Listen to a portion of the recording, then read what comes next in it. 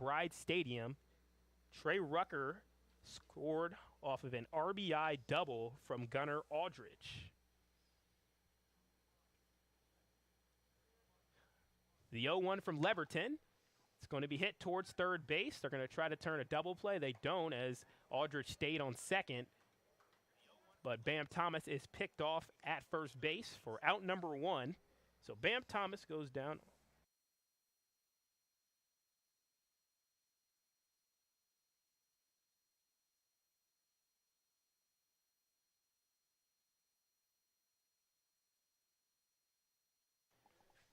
I apologize for no sound there, as we're working with our technology here. Whenever the weather's hot, always have to deal with this sort of thing, but we want to apologize for missing the sound. But hopefully you were able to at least see the visuals of the Copperheads getting a score off of Gunnar Aldridge's RBI double, which scored Trey Rucker.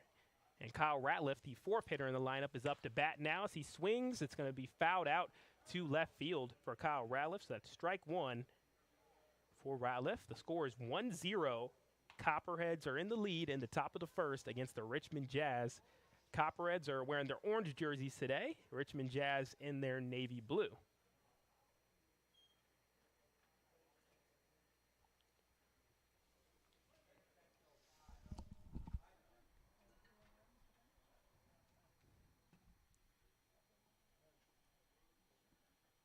Leverton sets. And Kyle Ratliff calls time there. Once his Leverton always takes his time there on the mound, getting set, and he calls a break right after it seems like he was ready to pitch. Might be a part of the mind games that go on before any sort of at-bat. Kyle Ratliff even told us that baseball is a really mental game, especially on the bat. As the 0-1 is delivered, it's a deep drive to right field, and it is caught on the outside by the right fielder Josiah Sizemore, and the runner tags off and makes it. So Gunnar Aldridge advances to third.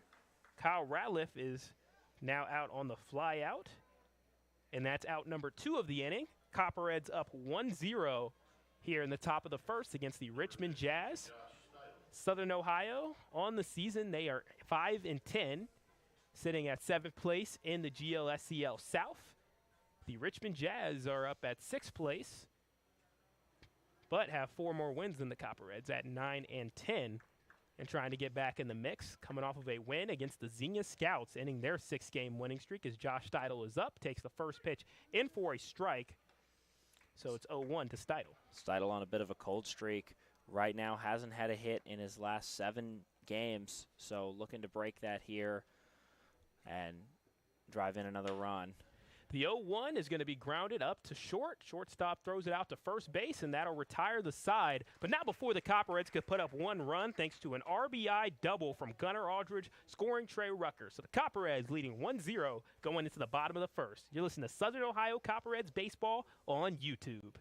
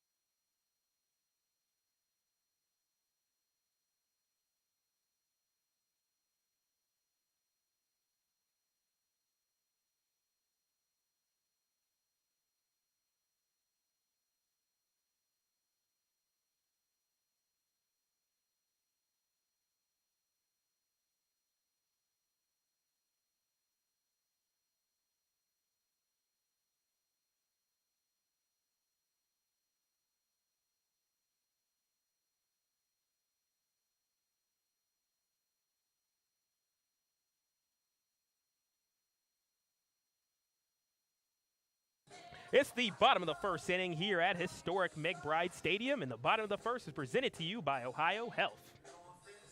We'll start off this inning with going on about the standings here, as like I mentioned before, the Copperheads are sitting at 7th, Richmond Jazz at 6th, but looks like it's a pretty big deadlock here for first place, Tim. Yeah, Hamilton Joe's establishing himself as the top team in this division. Had a really good week last week, won 7 games. and went on a bit of a roll. So they're sitting at 12-7.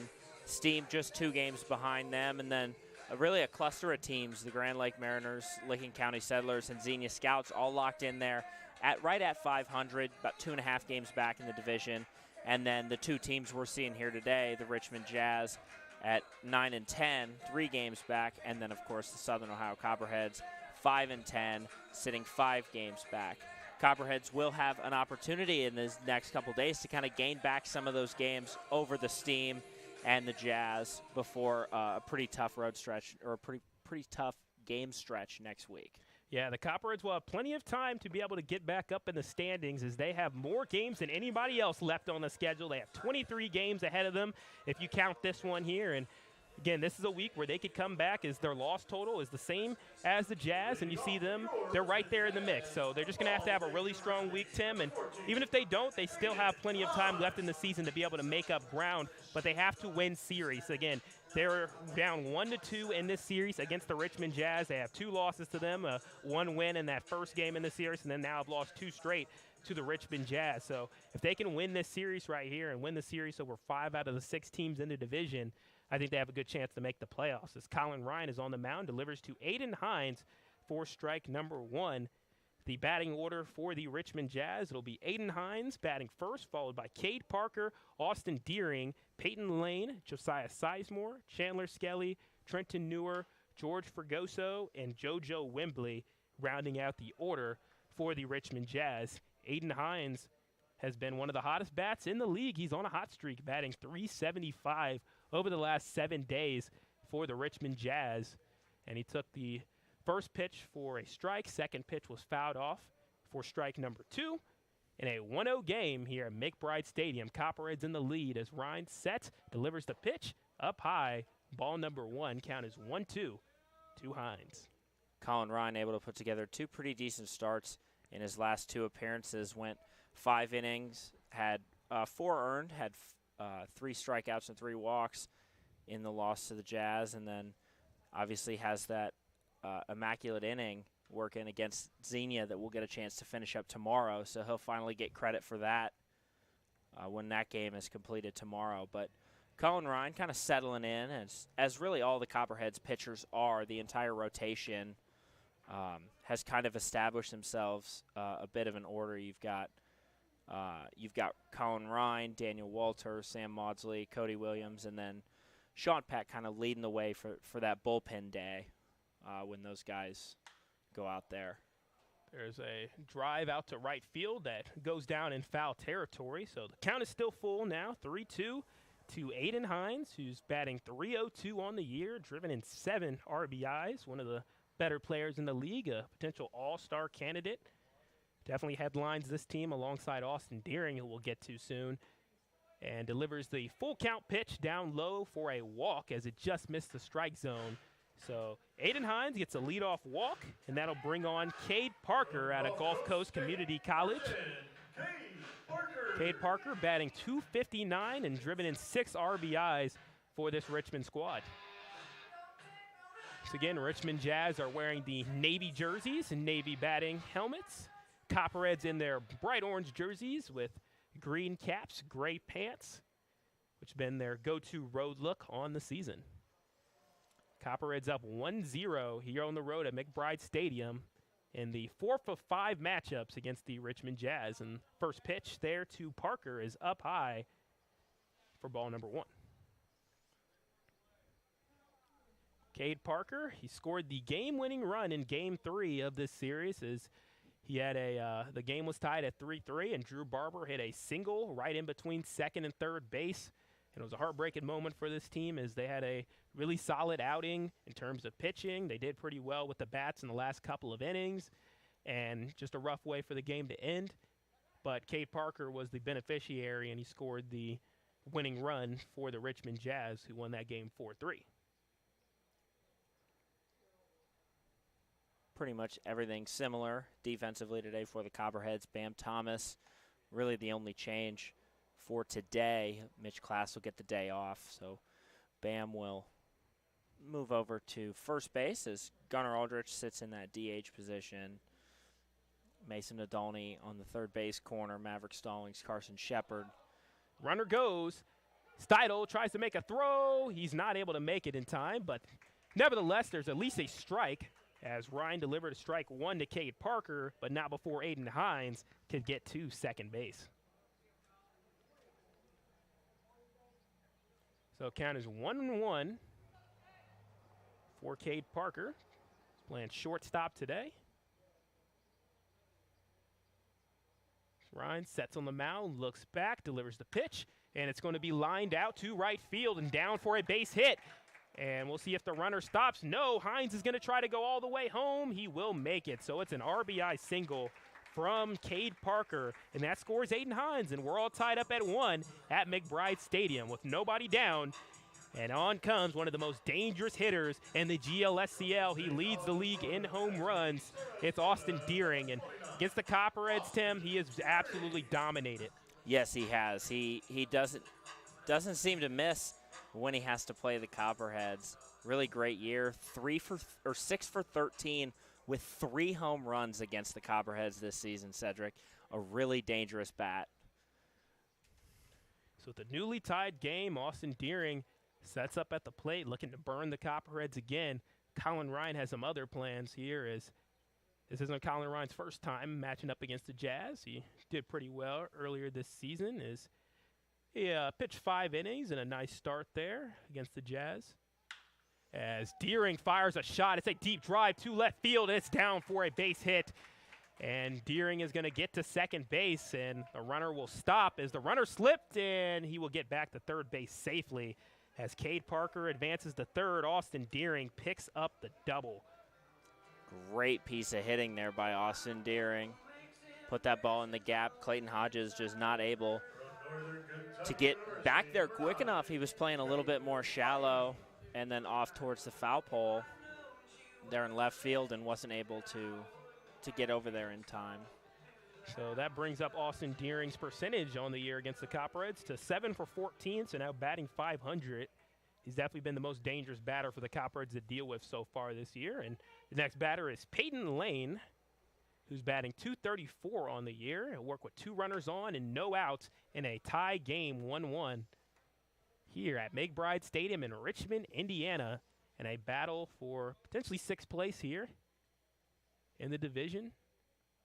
Nice to see a couple of runs already in this game, Sedric. The last few games we've been at have been more of pitcher's duels, so nice to see some more runs getting put up on the board.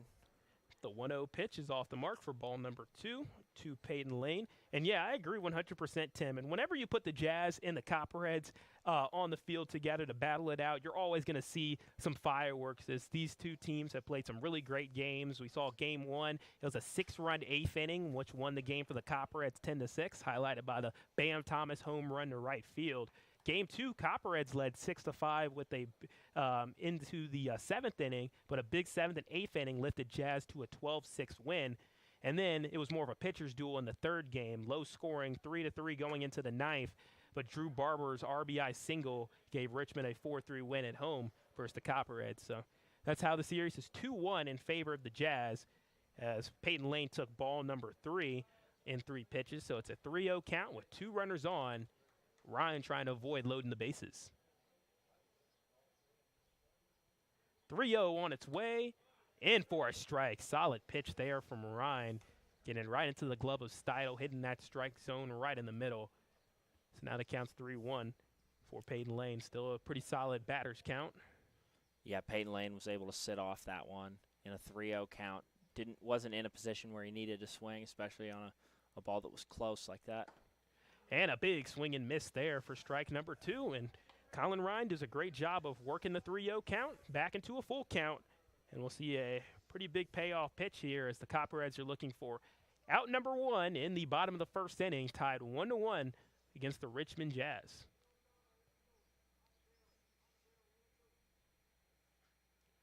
Ryan sets up on the mound, delivers the 3-2 pitch, and it's outside for ball number 4. So that's another walk, 2nd walk of the day for Ryan, and the bases are now loaded. And that'll bring on Josiah Sizemore, who He's played now 3 times against the Copperheads. First game was as a batter, second game as a pitcher, and now third game he's back to being a batter. So really interesting seeing how his games have kind of had him at different positions in each game. And again, when you have a team that only has 9 pitchers, a lot of fielding and a lot of fielders are called upon to be pitchers, and he's really stepped up for his squad and works with bases loaded, nobody out. As attempted curveball there is off the mark for ball number 1 to Josiah Sizemore. Got to avoid walking, keeping those walk numbers high is something that the Copperheads struggled with early in that losing streak the previous week, and just saw themselves walk too many batters on base, which led to runs, and something the team just wasn't able to overcome. 2-0 pitch is on its way. Swing and miss for strike number 1. 2-1 count to Sizemore, and a tie game 1-1, which reflects the jersey number of Josiah Sizemore, who's number 11, 1-1.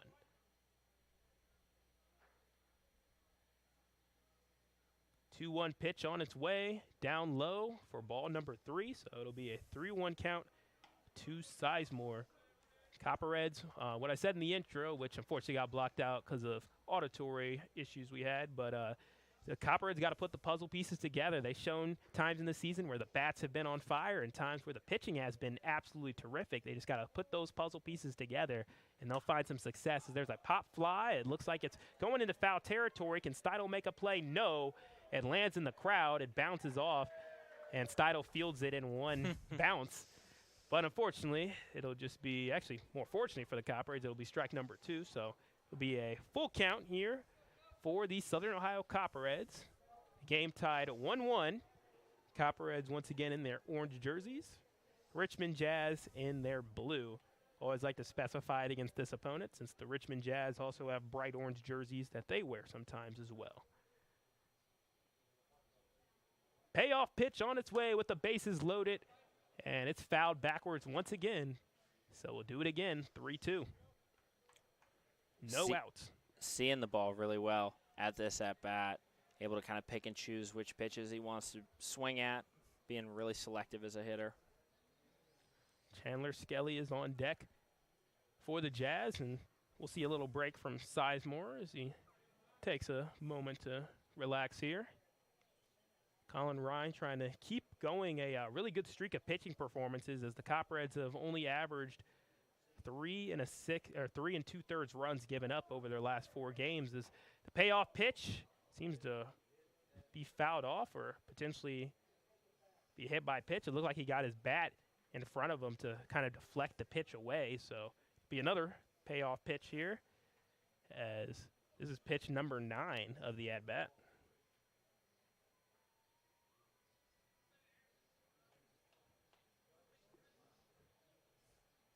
Copperheads really need to get that first out here. A ball in the infield, like you see a double play. And that one's off the mark. It'll be ball number 4. That'll walk the bases, and that scores a runner. So Cade Parker scores on the walk. Austin Deering advances to 3rd. Peyton Lane advances to 2nd, and Josiah Sizemore advances to 1st on the walk. So that's the 3rd walk of the day for Colin Ryan, and one of Coach's biggest pet peeves for the Copperheads is those walks, and that's something that the Copperheads have done a lot better of as of lately, but it seems like now they've kind of taken a couple steps backwards so far in this game. But again, this is a place where the Copperheads have seen some tougher starts over the years, and they've been able to do a good job of bouncing back. We saw Maudsley give up 2 home runs in the first couple of innings and then pitch 5 straight scoreless innings. So yeah, Maudsley settled in really nicely after those tough first couple innings. Said it was just something he had to get used to and settle in. So I think we'll see the same from Colin Ryan. He's shown that he can go pretty deep into games. Colin Ryan delivered the second pitch there to Chandler Skelly for strike number 2. Chandler Skelly, the 6th batter for the Richmond Jazz from Thomas University. He's batting .179 on the year, driven in 4 RBIs, and goes to work with the bases loaded, no outs, in a 2-1 game in favor of the Jazz. And that's strike number 3, the first strikeout is delivered to Chandler Kelly from Colin Ryan, and that's got to feel great for Ryan, picking up out number 1 today. That was a critical out right there. Just walked a batter across the plate, lost the lead, and then got him down early, 0-2, threw him some heat right on that outside part of the plate, got him looking for strike 3. Good pitch and sequence by Colin Ryan there. So Trenton Newer is the new batter here. He's an Ohio Bobcat, interesting enough, going against the team from Athens. Takes strike number 1 as he swung on the first pitch. Newer is, for lack of a better term, a bit of a newer face to the Copperheads as he only appeared once against them, going 0 for 3. As the 0-1 count or 0-1 pitch is on its way, it's a drive to center field. Ratliff is there, makes the catch. All the batters stay at their bases, and job well done by the Copperheads in the field, holding all the runners there, and it's out number 2. The Copperheads try to keep the damage at only 2 runs given up in this 2-1 game, and that'll bring on the next batter here, Georgie Fregoso Jr., the left fielder for the Richmond Jazz from LaGrange College and originally from East Point, Georgia, coming up north to play some summer ball here in the Great Lakes Summer Collegiate League. First pitch to Fregoso Jr. is fouled backwards for strike number 1.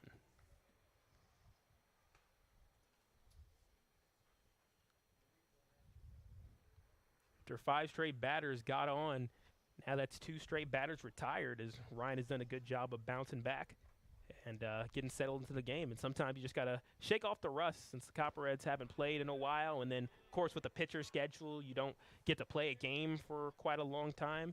So it could be almost a week or 8 or 9 days since you've last gotten a pitch. So it's always that little bit of time that you got to adjust as the next pitch was delivered for a ball. So we'll see the 1-1 pitch.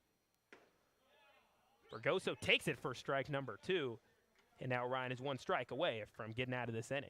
One thing you have to think about, too, is this is a dirt mound compared to most of the other fields that we play on are turf mounds. So something a little bit different just with your grip, the way you set your feet, things like that. And there's a drive in the left center field, and it's down for a base hit.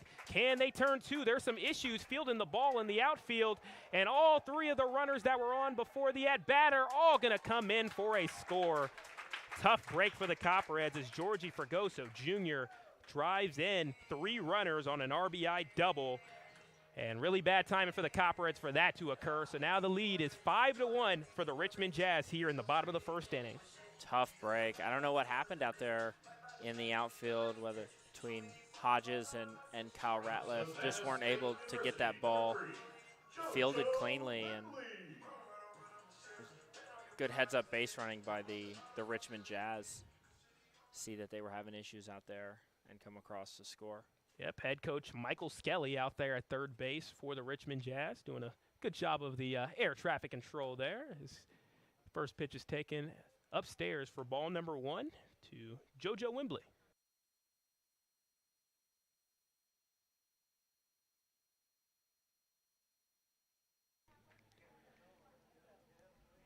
So with only 1 runner on, the 1-0 pitch on its way, swung on and missed by JoJo Wembley from Savannah State. He's batting 182 on the year and 1 for 6 against the Copperheads this season. Also like to mention that George Fregoso Jr. had his first hit against the Copperheads. He was previously 0 for 7 until that big RBI double.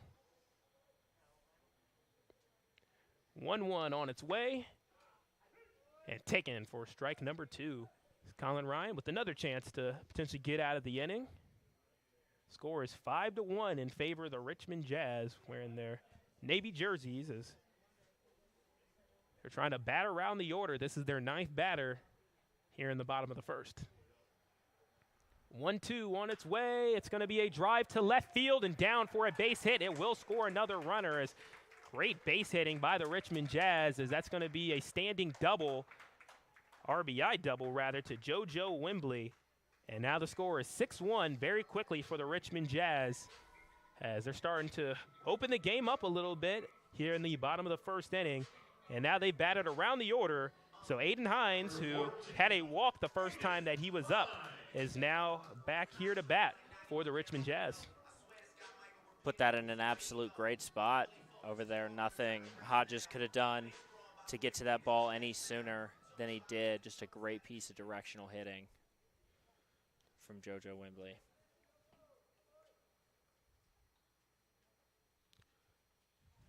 So with 2 outs, Copperheads down 1-6 on the road. First pitch is delivered, and it's off the mark, just missing the strike zone, low and away. So the count is 1-0 to Aiden Hines.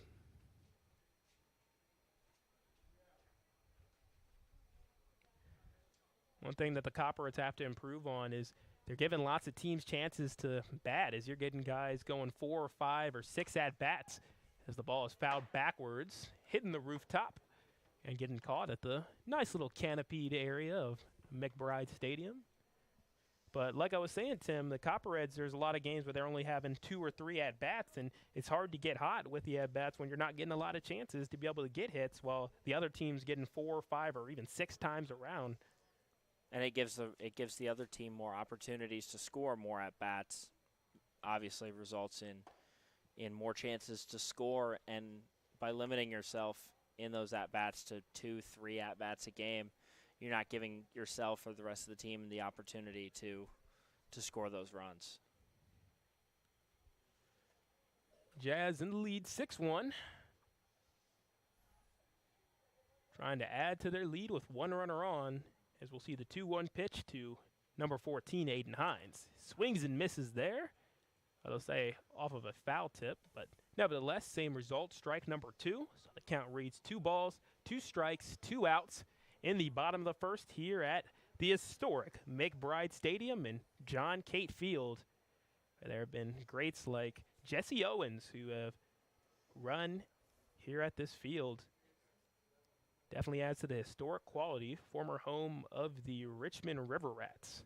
2-2, fouled backwards towards us. If there is not a net, you might have been able to make a catch. And Tim, I don't know if you brought your glove, but it might be a great day for that. No, I left my glove back in Athens, had it at the ballpark the other night. We were kind of playing some toss. It was fun. I haven't thrown a baseball in a while. Been playing a lot of softball recently, so throwing a baseball, a little bit different.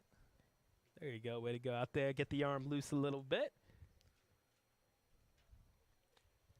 Again, bottom of the first inning. It's a 2-2 count here to Aiden Hines, who is now batting for the second time this inning, as the Jazz have been able to bat around the order and have picked up already 4 hits on the day, but they've been a lot of extra base hits as their slugging percentage has been through the roof today.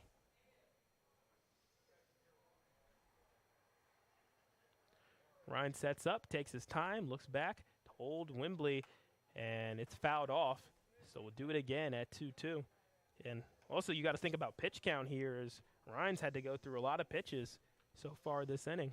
Multiple full count type at-bats here already working at 2-2. Hines fouled a couple of them off already. So if Ryan wants to stay in this game for very long, he's going to have to lower that pitch count and start to attack that strike zone more.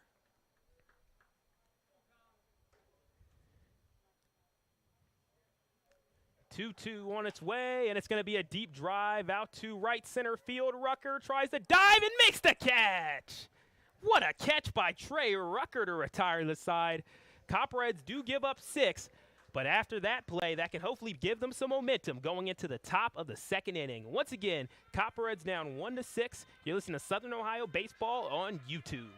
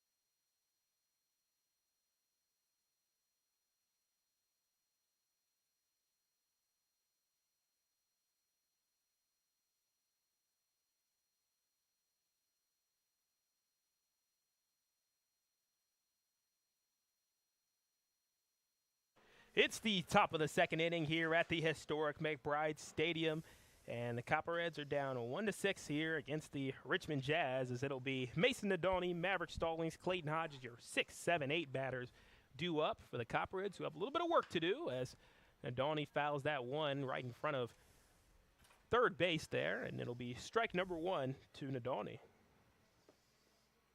Mason Nadolny on a hot streak, batting .400 over the last 7 days, and has the third highest on base percentage with .458, so potential candidate for some postseason accolades. As the ball looked like it came down right behind us, that's about as close as a baseball has gotten to us all season, Tim. Fouled backwards, hitting the rooftop and going over the netting. Strike number 2, though, to Mason Nadolny. The 0-2 on its way. A little bit of a check swing. They say he did not go. So the count is 1-2. Nadolny staying alive. Just pulled that ball back, or that bat back in time. Able to stay alive in this at-bat. Need to get things going here for the Copperheads. The 1-2 is up high for ball number 2. Mason Nadolny is 5 for 8 against the Jazz this season, which is a very exceptional batting average. I believe off the top of my head, that is a .625 batting average. And both of his doubles against the Jazz were against the Jazz this season. So he has 2 doubles on the year, and both of them happen to be against Richmond in 2 different games. As takes the next pitch and got it in for a ball. So it's a full count here to Mason Nadolny, working against the pitcher Luke Leverton. 3-2 on its way, swung on and missed. So that's the first strikeout of the day for the Copperheads, as Leverton picks up his first. And that'll bring on Maverick Stallings, the guy with the highest on-base percentage right now with .571, leading the team that way and batting .250 on the year out of St. John's River State College. Been holding down that shortstop position ever since he showed up mid-season. Yeah, if I'm remembering correctly, I don't think he's missed a game at shortstop since he's been with the team. I'll kind of check back through my notes here, but he's really been anchoring that position. 1-0 pitch, up high for ball number 2 from Luke Leverton to Maverick Stallings, who's been a model of consistency ever since he's shown up, especially on the defensive end. I'm sure remembers some of the plays that happened in the 9th inning, and will look to try to bounce back from that game. And he did put together a great game, as the defense was exceptional, no errors. And it's just one of those days where you do everything right and the result still didn't come back. As a 3-0 pitch, it's on its way and in for a strike, hitting that top part of the zone. If it was a clock, it would have been at 12. Talking about that, the play to end the game, the sharp grounder that was hit to Maverick Stallings the last time we were here. Nothing he could have done. I mean, he laid out for it, was in a good spot defensively to make a play, but it was just too well of a hit ball. It really was. So no harm, no foul on that one. Not at all, as we'll see a payoff pitch coming up here to Maverick Stallings with 1 down in the inning. 6-1 lead for the Richmond Jazz here at McBride Stadium. As looks like there's a drive. It looks like it's fouled backwards. As we have an interesting perspective from where we're at under this canopy, and create some really nice shade for us on a quite beautiful day here, as we're in the lower 80s. And McBride Stadium always gets some really good crowds here, as there's a swing and a miss for strike number 3. So Mason Nadolny, Maverick Stallings both go down swinging, and that'll bring on Clayton Hodges, the 8th batter for the Copperheads out of Jacksonville University. Only had 1 chance to face the Jazz this season, at least as a batter. He came in defense in one of the other games, but he's 1 for 3 with 1 run against the Jazz this season. And it looked to help the Copperheads try to eat into this lead a little bit, as they're down 6-1 here in the top of the second. With 2 outs, Leverton delivers the pitch up high for ball number 1. But Tim, this is always one of the crowds that is one of the better ones in the division, alongside the Hamilton Joes and Copperheads as well. We're biased towards our Copperheads faithful. We know we are the best, but I also think objectively our crowd is pretty freaking amazing, if I do say so myself. Oh, yeah. Just a great venue, too, to watch baseball down there in Athens. A lot of these parks have really unique features about them. Obviously, McBride Stadium being as historic as it is, got plenty of history here in this ballpark, but some of the other fields around the league do as well. So it's a 1-2 to Clayton Hodges, and we'll see it from Leverton. Delivers the pitch, and he got him for strike number 3. So 3 runners up, 3 runners down, all going down by strikeouts as Luke Leverton starting to get settled in this game. So we're going into the bottom of the 2nd inning here at McBride Stadium, and the Jazz have been in command of this game so far, leading 6-1 as they grab the bats. You're listening to Copperhead Baseball on YouTube.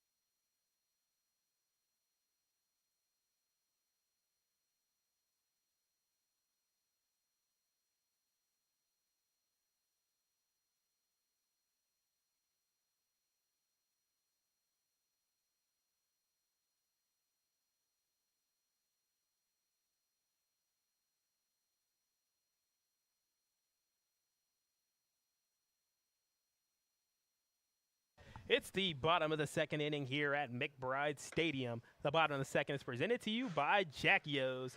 For all of our Copperheads fans over the age of 21, we recommend trying out Homer's Hazy IPA. For all those Copperheads fans over the age of 21, once again, enjoy that beverage.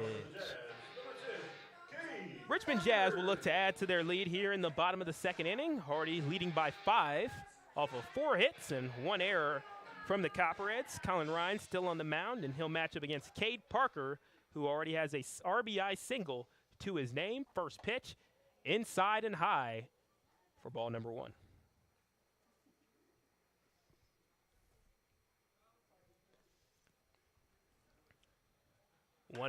It's going to be a drive out into left field, going deep and into foul territory, it looked like, or maybe over a run. Nope, it does count as a home run. Yep, it looked like it was going to be left field from our vantage point, but it looked like the ball, it kind of curved up in the air and right around the home run area there. And that's unfortunate. I thought it was potentially foul, Tim. It was one of those ones that in the air could have gone either way, and fortunately it went the wrong way for the Copperheads. So quickly they're down 7-1 as Cade Parker picks up the homer for his squad. And Jazz, for their team, that is their 15th home run of the year. And that'll bring on Austin Deering. Speaking of home runs, he has a trio of them against the Copperheads. And last time he was up, he doubled and got on base on an impressive hit. And he swings at the first pitch, and it's in for a strike. As Cade Parker on that last one picked up the home run.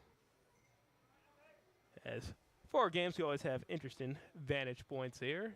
He homered to left field. Really well hit ball, too. Saw it, put it in play. I also, like you, thought it was going to go foul, but ended up straightening itself out coming off the bat. Tough break for the Copperheads. 1-1 is in for strike number 2. Colin Ryan looking for that first strikeout of the day.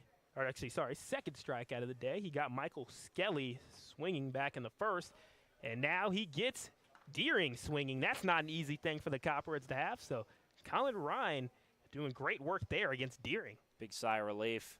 Deering going down on strikes. We know what he can do with a bat, as you've mentioned 2 or 3 times now already. 3 home runs against the Copperheads already this season. We've only played him 3 times. I believe he had 2 in that first game, that 15-8 win.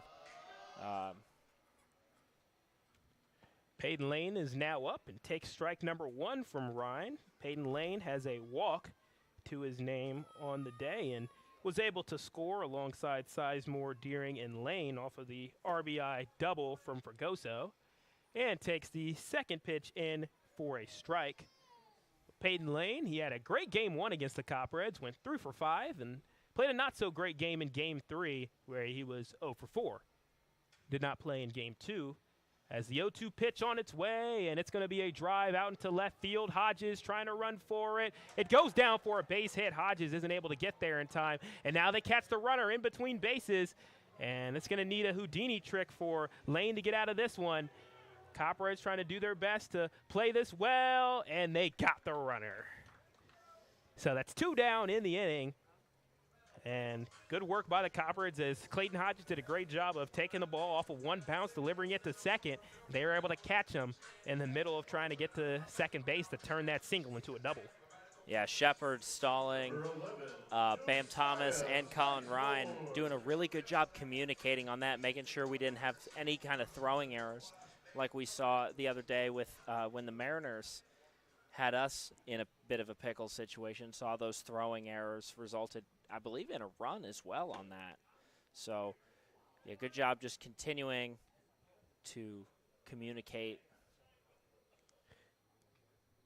Colin Ryan showing off a little bit of his heat there as he delivered a perfect pitch right to the bottom corner of the zone, hitting it like a dartboard. As the 0-1 count, or the 0-1 pitch rather, it's on its way for strike number 2. Josiah Sizemore already down 0-2 in the count as he has a walk earlier in the day and was able to score. Copperheads down 1-7 as the 0-2 pitch is fouled backwards, so we'll do it again at 0-2. Copperheads took the lead first in this game off of a Gunnar Aldridge double, RBI double that scored Trey Rucker, who reached on an error. But then, starting in the bottom of the first, it has been all Richmond Jazz. They put up 7 straight runs, including 6 in the first, and then solo home run here in the second to take us to 7-1 here at McBride Stadium. Ryan trying to get out of the inning, delivers the 0-2 pitch into the dirt. So that's ball number 1. So it's 1-2 to Josiah Sizemore, outfielder for the Richmond Jazz, also a pitcher, as many players in this league have had to transition a bit into doing pitching as well. It's the 1-2 pitch on its way, and that's high inside right in front of the face of Sizemore. Count is 2-2. Steidel doing a good job of making sure to catch those passes, or catch the pitches rather, wherever they may be, whether it's up high, down low, low and inside, high and inside. He's been doing a solid job of doing that, as pass balls are a killer in this league.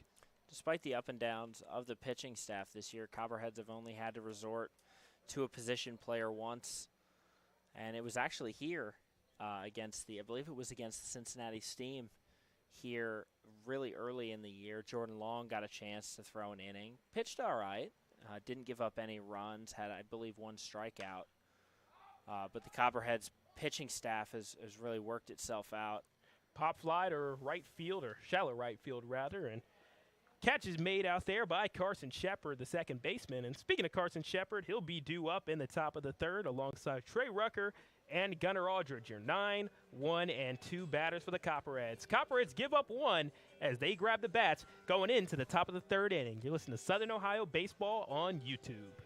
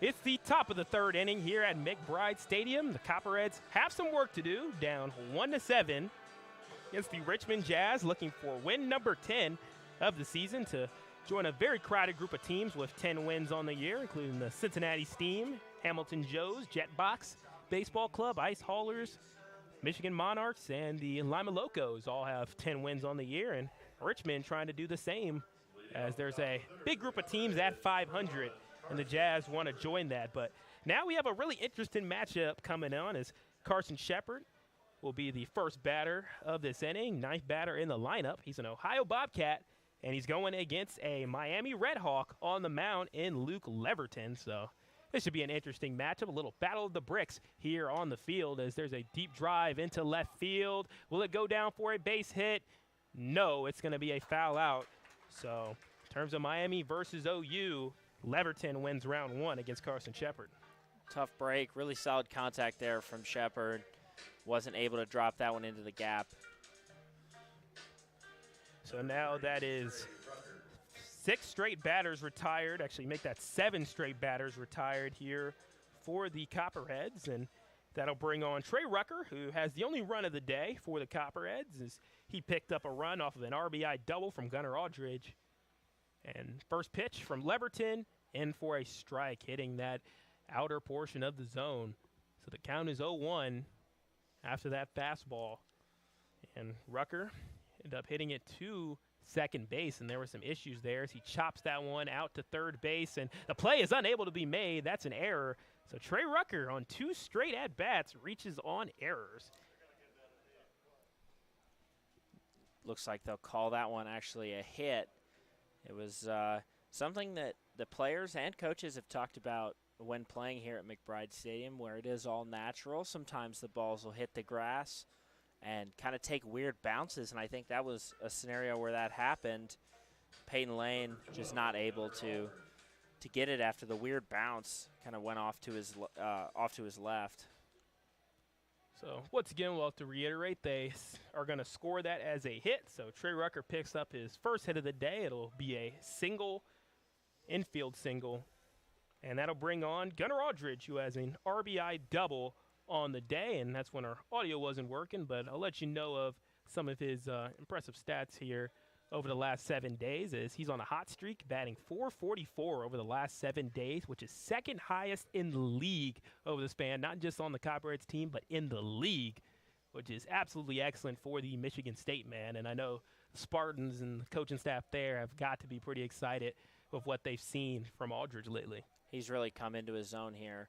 Started off, obviously had that big home run in the first game, and then the bat kind of cooled off a little bit, but I know he's been working to try and you know, keep it rolling, and here in the last couple days he's really done that. Runner goes, Rucker is able to make it in, so that's a stolen base for Trey Rucker, who came into the game 6th in the league in stolen bases, and he's sure to move up after picking up that one. That's his 10th one of the season.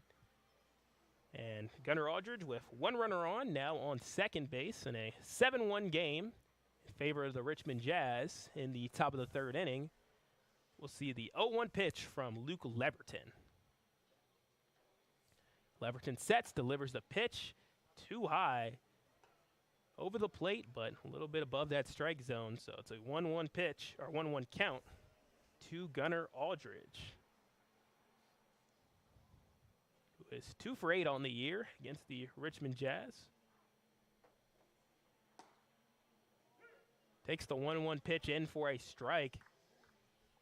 Aldridge, the one to get it started in that first inning, and that really nice double out towards the center field gap. See if can get something working again like that. Rucker quick enough to score on a ball, another hard hit ball like that. Righty pitcher against a lefty batter. It's a 1-2 count with 1 out. 7-1 game in favor of the Richmond Jazz. The 1-2 pitch is on its way. It's a chopper out to second base, and they make the play as JoJo Wembley from his second base position fielded it and delivered it to Aiden Hines for out number 2. So Gunnar Aldridge goes down on a ground out. Trey Rucker advances to third, though, as a result of the play. And that'll bring on Ashton Bam Thomas, who's 3 for 15, 1 home run against the Jazz this season. That 1 home run was a big one, as that helped a scoring bonanza that happened for the Copperheads as they went and had their season high in terms of runs. They put up 10 runs in that game one here against the Jazz at McBride Stadium as there's a deep drive to right field going to the back of the track and not far enough as the catch is made for out number 3 and Copperheads leave one on in scoring position. So going into the bottom of the third inning, Copperheads down 7-1 and will have some work to do as they grab their gloves. You're listening to Southern Ohio Copperheads Baseball on YouTube.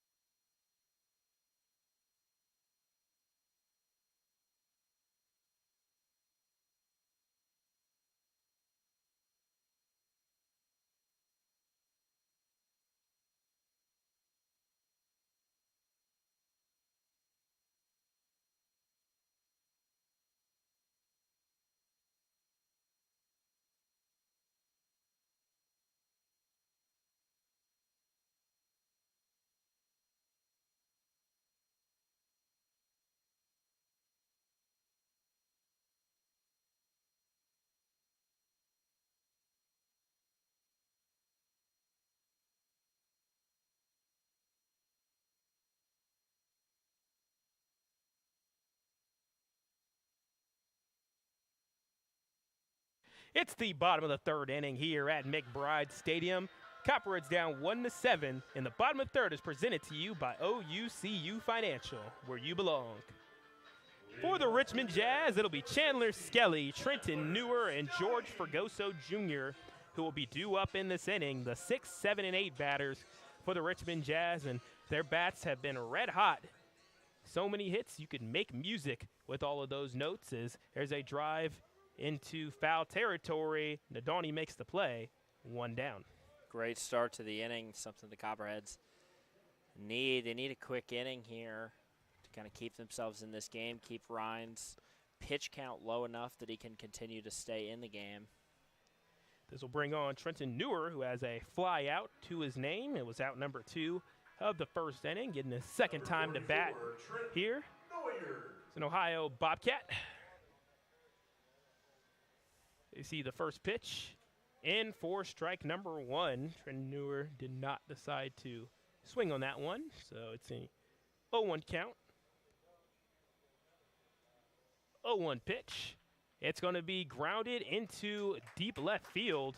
Clayton Hodges fields it, and it'll be a single for Trenton. So the OU Bobcat able to get on base there against the Athens-based team. And he'll be on base now for George Fergoso Jr., who had a 3 RBI double, which was very impressive earlier in the game, and that was deep out to left center field. It was a really well-hit ball, almost back to the warning track, about 350 feet there.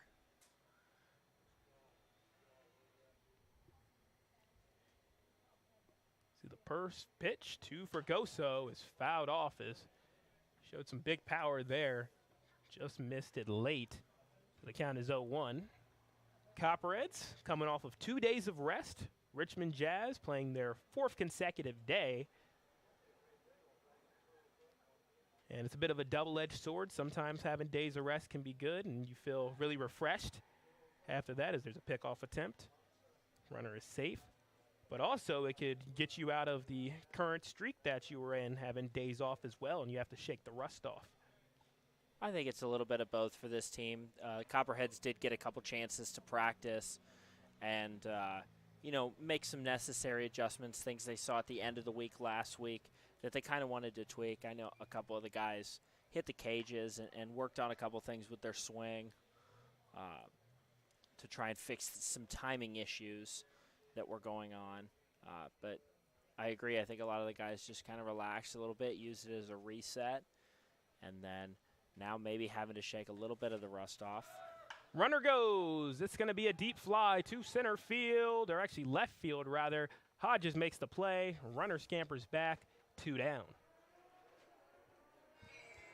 Tough at-bat for Fregoso there, who kind of got caught in the middle between the little duel going on between Trenton Muir and Colin Ryan on the mound. There were 3 or 4 different throwbacks over to the mound, and Fregoso just kind of having to stand there in the batter's box and wait for his pitch. So JoJo Wembley is on. He had a RBI double scoring George Fregoso Jr. earlier today. Looking to try to go 2 for 2 as Colin Ryan delivers the pitch out of the strike zone as that was low and away for ball number 1. 1 runner on right now. And Trent Newer, who is on first base.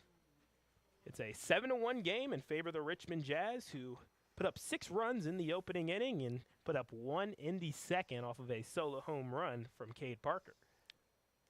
1-0, taken high and inside for ball number 2. 2 outs here at historic McBride Stadium. Been open since 1936 and been home to many teams, not only the Richmond Jazz, but before that the Richmond River Cats and many other squads have called it home. And whenever we come here, it always feels very nice. It kind of feels like it's a field where I almost feel at home at as well, even though we're the road team. Yeah, it's a really nice field here, or a really nice facility here rather. Concourse really nice. And drive out to right center field, and Carson Shepard steps back a few paces from his second base position to make the catch. And that'll retire the side, so the Copperheads for the first time today don't give up any runs as we see a solid bit of pitch in there from Colin Ryan as well as a solid bit of fielding from the outfield. And the Copperheads will have a chance to try to eat into this lead going into the top of the 4th inning, down 7-1. You're listening to Southern Ohio Baseball on YouTube.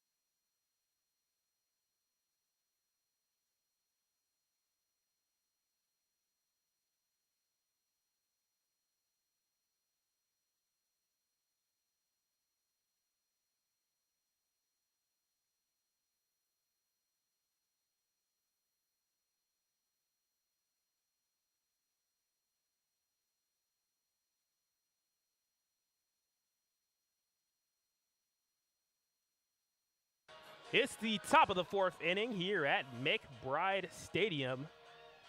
The Copperheads due up this inning will be Kyle Ratliff, Josh Steidel, Mason Nadolny, the 4, 5, 6 batters for the Southern Ohio Copperheads, wearing their orange jerseys, green batting helmets, going against the Richmond Jazz in their navy jerseys, navy caps. On a late June evening here.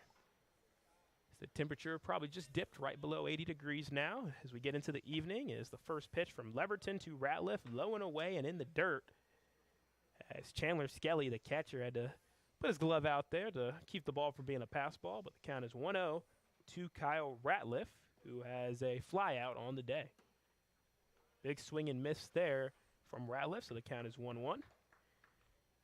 Here in the top of the 4th inning, Copperheads down 1-7.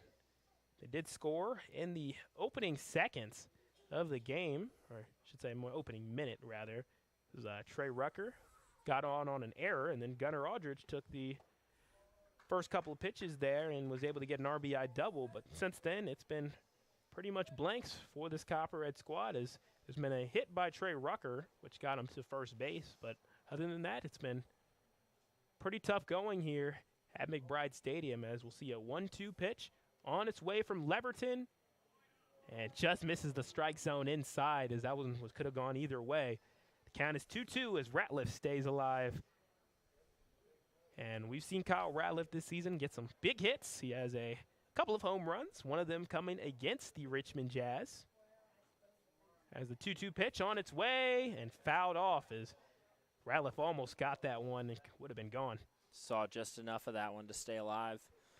On it, got it on top of it. Excuse me, got on top of it, fouled it back into the fence. But yeah, if you're talking about that home run he hit at home last week against the Jazz, he put that one on West Green. Does the same thing he did at the last pitch to this pitch. Another fouled backwards, so it's still going to stay 2-2 with no outs in the top of the fourth inning. Luke Leverton going into his fourth inning strong with 3 strikeouts, 2 hits, 1 run given up, and it was an earned run. Really comfortable on the mound all day today. And there's a drive into center field, and it's down for a base hit as Kyle Ratliff picks up the single, as that was a beautifully placed ball there, going right in between the shortstop, or right in between, rather, second baseman, left fielder, right fielder, and center fielder, as they all tried to run in from their positions. Bit of a weird check swing on that. Swung about 3/4 of the way around and just kind of met the ball there on the barrel of his bat and blooped out into position where he was able to get on base. So whatever works for the Copperheads, first base runner of the inning. So with 1 runner on, that brings on Josh Steidel.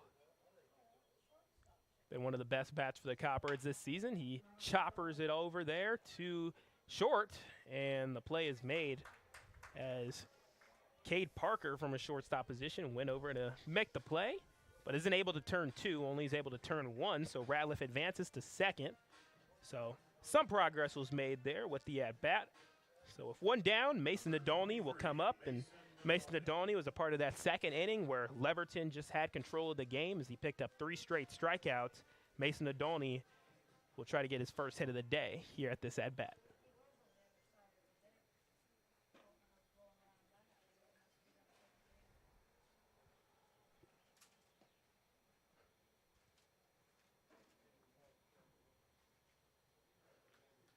Leverton delivers the first pitch in for a strike, hitting that lower inside portion of the strike zone, one of those places that's really tough to hit.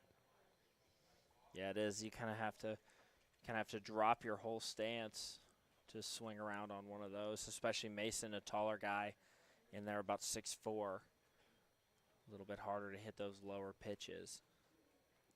The 0-1, and Ratliff looked like he thought about going, decides to go back. Pitch was in for a ball, so the count is 1-1 to Mason Nadolny from Concordia University, Minnetonka, Minnesota.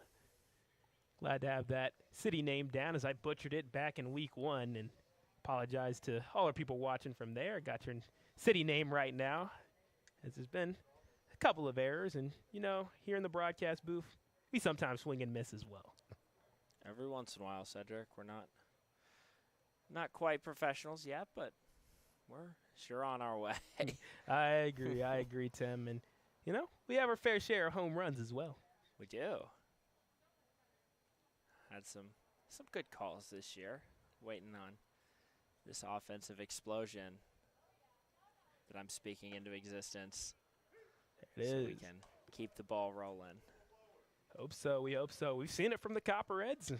One of the ones that we always look at for offensive explosion was the first game against the Richmond Jazz.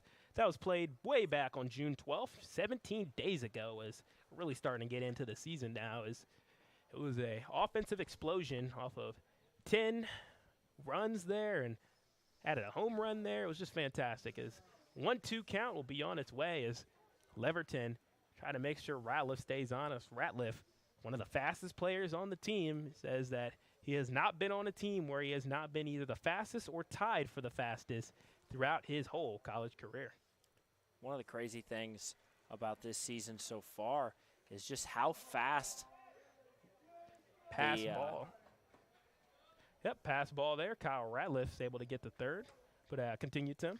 Yeah, just crazy how fast the season's kind of gone. We're already basically into July, and these first 3 weeks of the season really flew by, and it's been fun so far.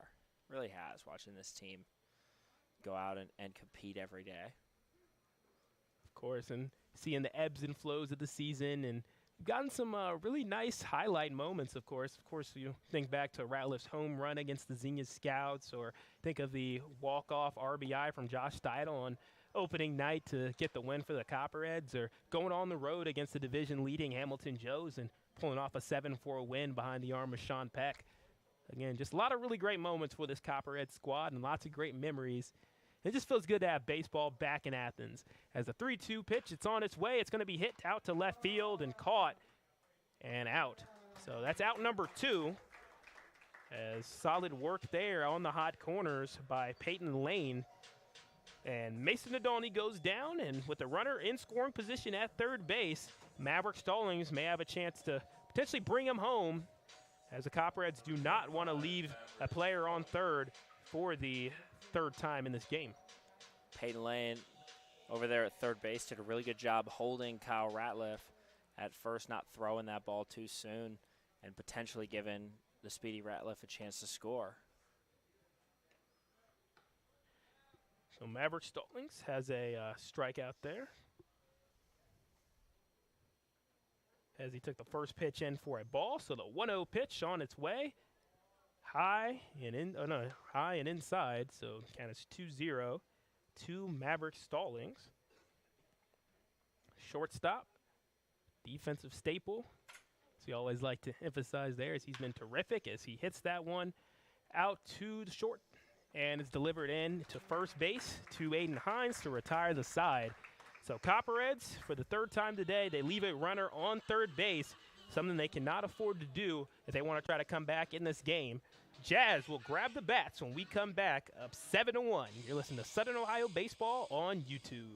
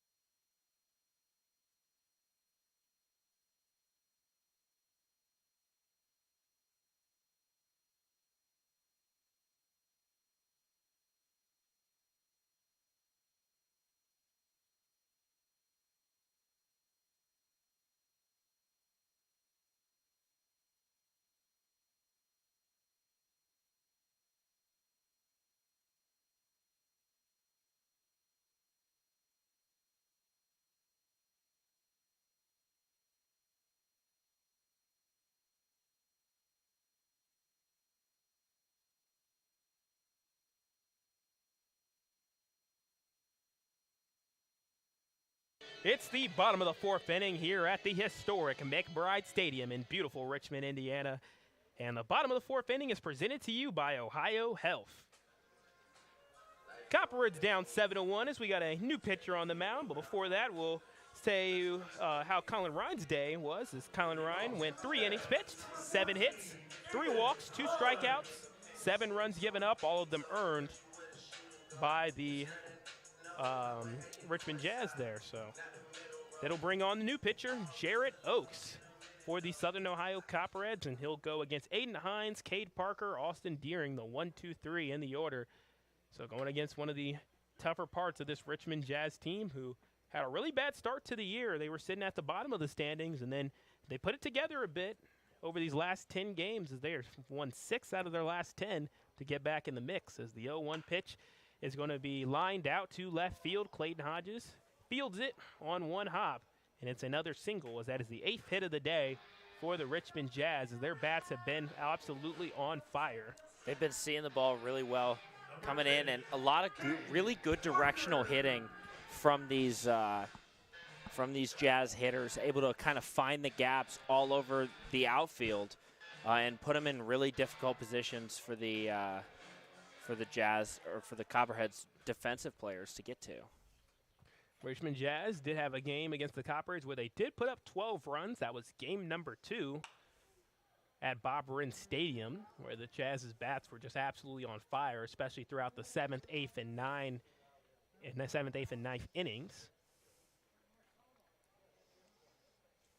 So really great fan turnout for that game as well, which always brings a smile to my face, and never surprised to see great fan turnout whenever we're home at Bob Rinn Stadium, of course, or at McBride Field or McBride Stadium. And also Foundation Field does a great job as well, home of the Hamilton Joes, who lead the division currently, and will be in action tonight as they'll face off against the Cincinnati Steam, as a lot of our 7:05 games are underway now.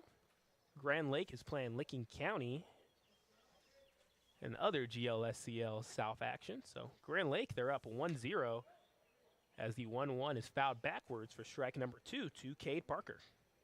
In a 7-1 game, Copperheads gave up 6 in the first, 1 in the second, none in the third, and now 1 runner on in the bottom of the 4th inning.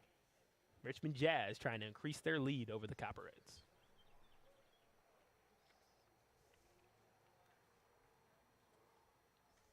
1-2 from Jarrett Oakes, up high, and they got the batter swinging. Good pitch from Jarrett Oakes, and that's 1 down in the inning. Pitch was way upstairs there for Aiden Hines, or for Cade Parker. So here comes Austin Deering, who has a double and a strikeout on the day. One of the high points of the day for Colin Ryan was striking out the ever-so-dangerous Austin Deering, who will more than likely be an all-star. I'd be surprised if he wasn't, as there's a breaking ball, or actually a curveball rather, that goes in for a ball number 1. It was on the low part of the zone, and the runner, who's Aiden Hines, who stole second base there on that last at-bat, did a great job of taking advantage of the Copperheads. Been a couple of different instances in this game where there hasn't been able to be a throwdown to the runner stealing a base because of, bad angle or just a really good jump from the Jazz. Deep drive to left center field is down for a base hit again. Runner trying to round it, getting to home. May there be a play made? He is safe. The runner, Aiden Hines, was just able to evade the outstretched glove of Josh Steidel, as it was one heck of a throw from Kyle Ratliff out in center field to make it all the way to home plate. That's another run for the Richmond Jazz, an RBI single for Austin Deering, his first RBI of the day, or make that an RBI double rather. And throw was on an absolute rope from Kyle Ratliff out there in center, put it right in Steidel's glove, right in a good position. Just about a half a second off from being able to make that play, Sedric. And that's the thing with baseball, is everything is a game of inches, centimeters, seconds, milliseconds, all those units of measurement. It just comes down to a small margin for the Copperheads. It's been tough luck with these margins so far throughout the year, is sitting at 5-10 And this week, it's a big week if they want to avoid getting too far down in the standings. Of course, with it being early in the season, things can look a little bit off the mark, but we are nearing that halfway point as we just brought over about 1/3.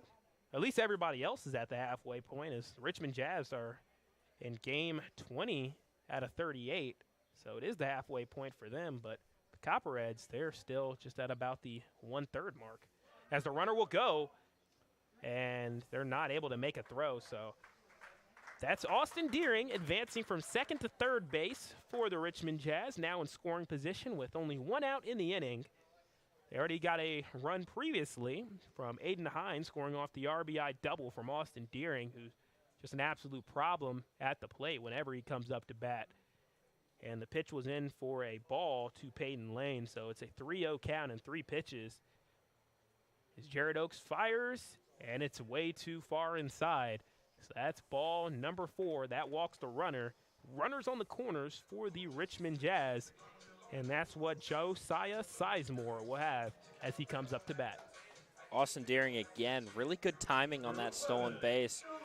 Just about a half a tick before Jared Oaks started his windup, Deering creeping out. And as soon as Oaks kicks to start his delivery, Deering on a beeline over there to third base. Josiah Sizemore has a walk and a fly out to second today as the runner's going to go. There is a throw, and it is not in time. So Peyton Lane gets rid of the force out situation and advances to second base. So now the only force out is at first for the Copperheads. So once again with 2 runners on, Josiah Sizemore up to bat. Is last time that he played the Copperheads as a pitcher, he went 3 innings, gave up no runs. He came in and was very impressive against the Copperheads in that 12-6 win for the Richmond Jazz, where they blanked the Copperheads throughout the final portion of the game while the Jazz put up 7 runs. Yeah, Copperheads were in control of that game in the early parts. And then I believe that the turning point was around that 5th, 6th inning sometime in there. And then after that, it was all Jazz to close that one out. Copperheads down 8-1, and the 1-1 pitch is on its way to 1-1, and it's going to be a drive into foul territory for strike number 2.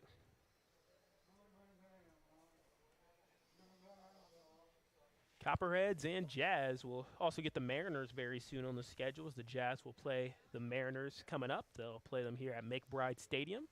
Copperheads' next home game will be against the Mariners as well on Turn It Gold Night, coming up this Friday, July 1st. So really exciting day, and love to see everybody there and wear your gold shirts, and there might be some very special uniforms for the Copperheads as well in honor of it. And they'll do auctions for the jerseys, and it's a really great-looking jersey, Tim, and I'm excited for the fans to be able to see that in action. Gold jersey, green numbers, and they'll be auctioning them off to raise money for Turn It Gold, one of the local charities associated with Passion Works Studios in Athens. Yeah, those auctions are actually live now on our social media, so head on over to those if you're interested in getting in on that. Southern Ohio Copperheads on Facebook, at Cheads Baseball on Instagram, and, of course, at Copperheads on Twitter, as well as getting all types of updates, lineups, any changes or delays, special promotions. Our social media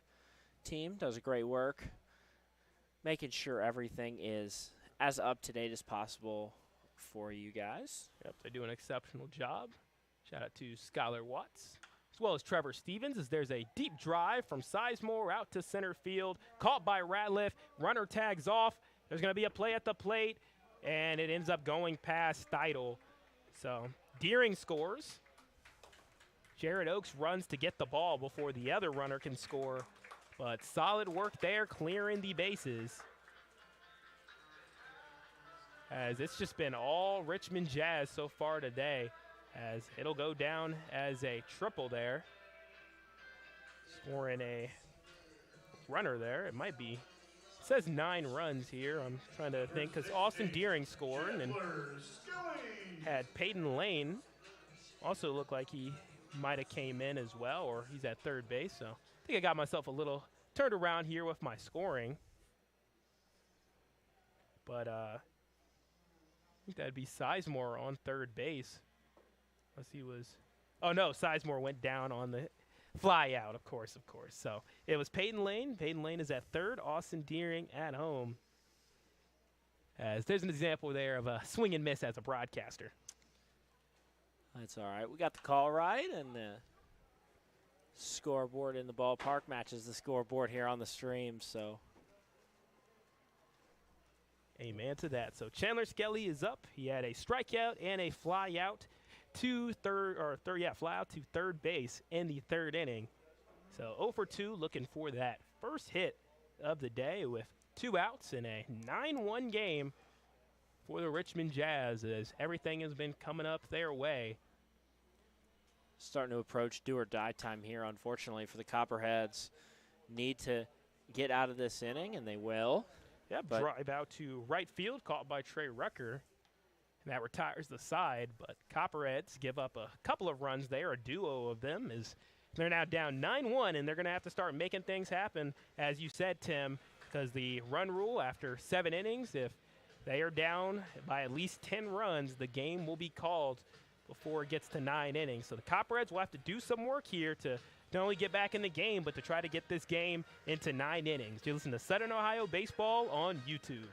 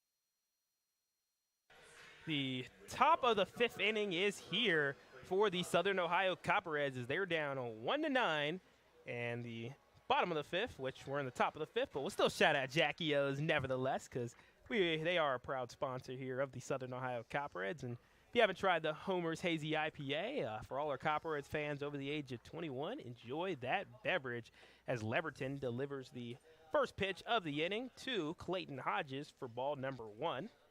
Leverton pitching into his 5th inning here, as he has a trio of strikeouts, actually.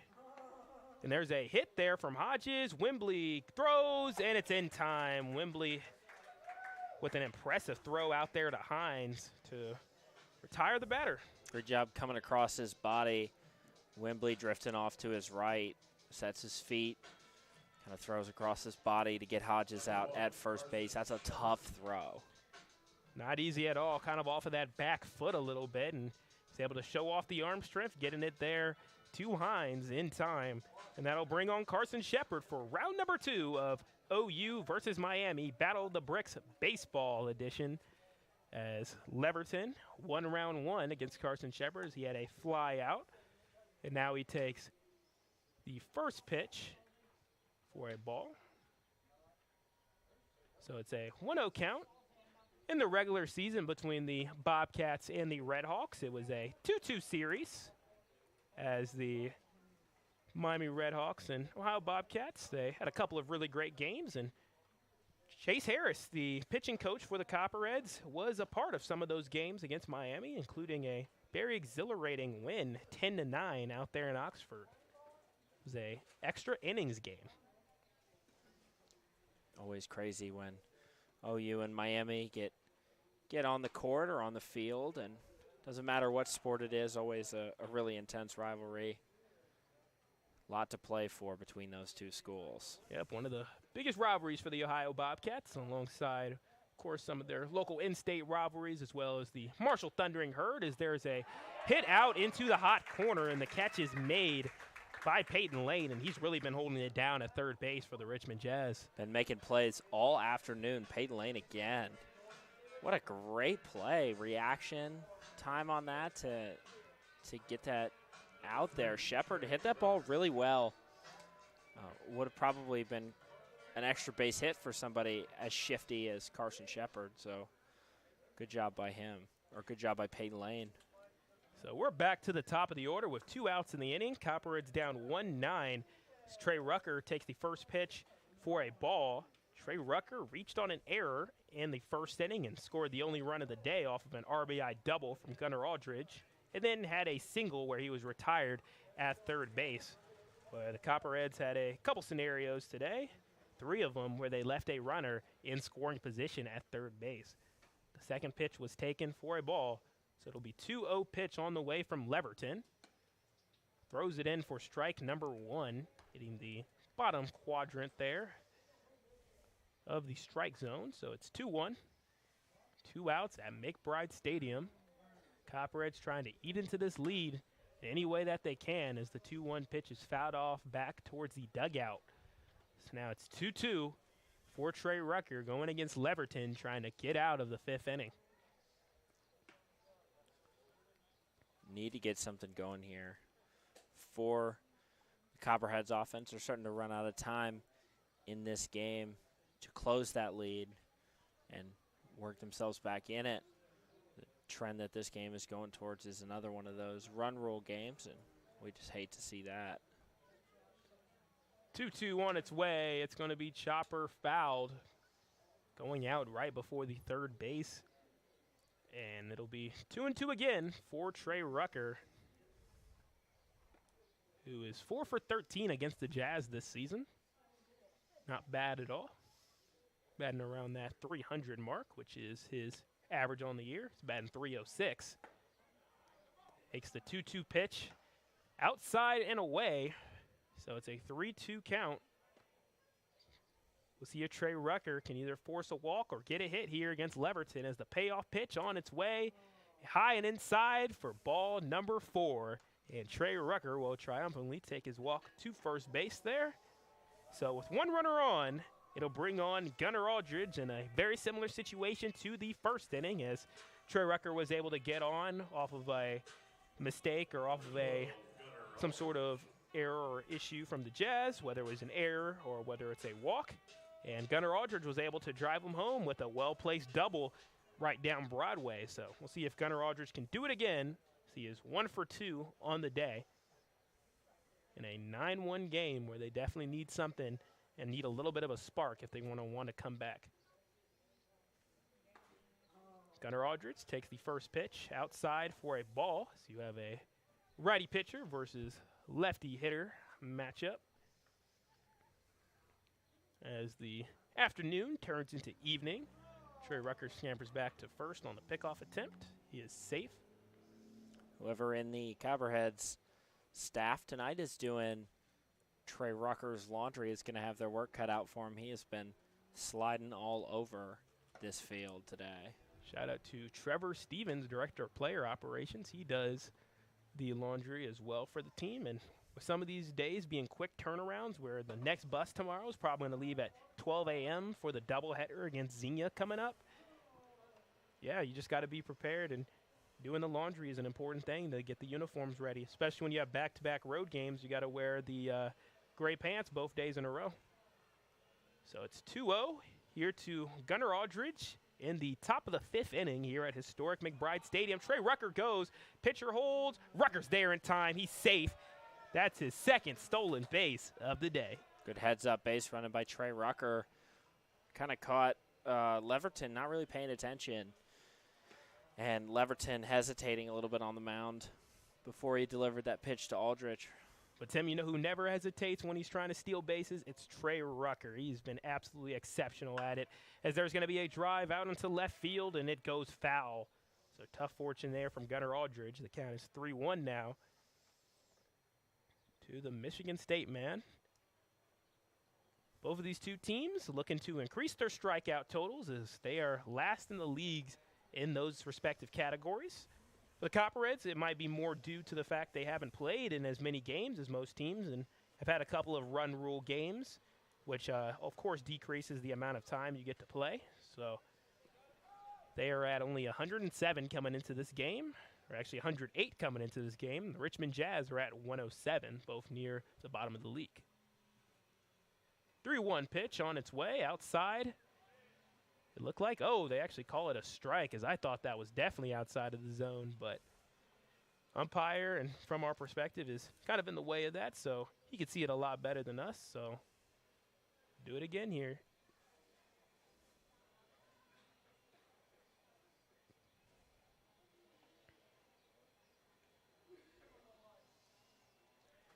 Leverton sets, delivers the pitch.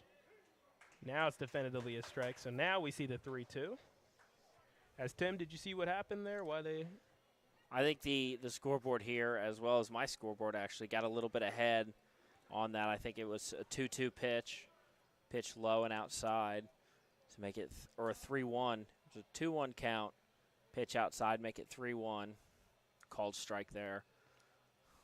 Gotcha. And now the 3-2. Now we see the walk, so a couple of straight walks there from Luke Leverton as he could potentially start to get a little bit tired here, as Richmond Jazz have had to be pretty tough so far this season with the amount of pitchers they can use. They can't have any games where they can give up more or have more than 4 pitchers go, as with only having 9 that are there plus some of your batters, again, you don't have a lot of depth, so these pitchers, especially the starting ones, have had to really, really be tough and go at least 6 or 7 innings to give their team a chance. It does. It makes it tough when you don't have a deep bullpen like the Copperheads do, to be able to, maybe if your starter is having a bad day, able to go to that bullpen, throw in a guy like Jared Oakes, throw in a guy like Sean Peck, Luke Bohr, Adam Beery, a guy like that that's able to come in and take care of business after the starter most of the time gets them down in a hole.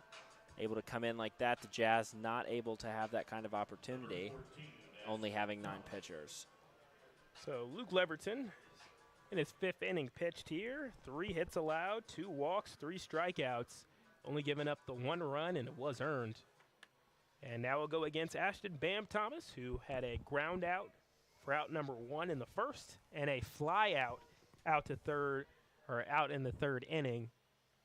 And he's back at the place where he hit a home run earlier this season, got that first BAM, and takes the first pitch outside and away for ball number 1. A really patient hitter. You're not going to see him chase very many things. A couple of strikeouts on the year. I believe he's got 4 strikeouts on the year. So doesn't like to chase pitches very much. A guy that can really put the ball into play. Leverton is right on the money that time with that pitch. So it's a 1-1 count, 2 outs in the top of the 5th inning here at McBride Stadium. Copperheads down 1-9. Their only run coming off of a Trey Rucker RBI double, or a Gunnar Aldridge RBI double, scoring Trey Rucker. Rucker kind of walks back to first base there. Leverton kind of keeping him honest, not really throwing it back, just, okay, go back to second. The 1-1 in for a strike, hitting that top corner. If there was a letter, that's where the stamp would go on the letter. And it's a 1-2 count to Ashton Bam Thomas. And like you're saying, it's a part of the mind games here. A pitcher has to be aware of not only the runners on the base pass, but also the batter that they're facing. So the mind games aren't only just between Bam Thomas and Leverton, but also Rucker and Leverton, as Rucker's gotten the better of him a couple of times on stolen bases, is trying to do it again. 1-2 on its way, and that's a swing and a miss. So Bam Thomas goes down on strikes. That's strikeout number 4 on the day for Luke Leverton, and that retires the side. Copperheads unable to score as they leave 2 runners on as they are down 9-1 and will need to play some good defense and field very well if they want to stay in this game and make it go to 9 innings. You listen to Southern Ohio Baseball on YouTube.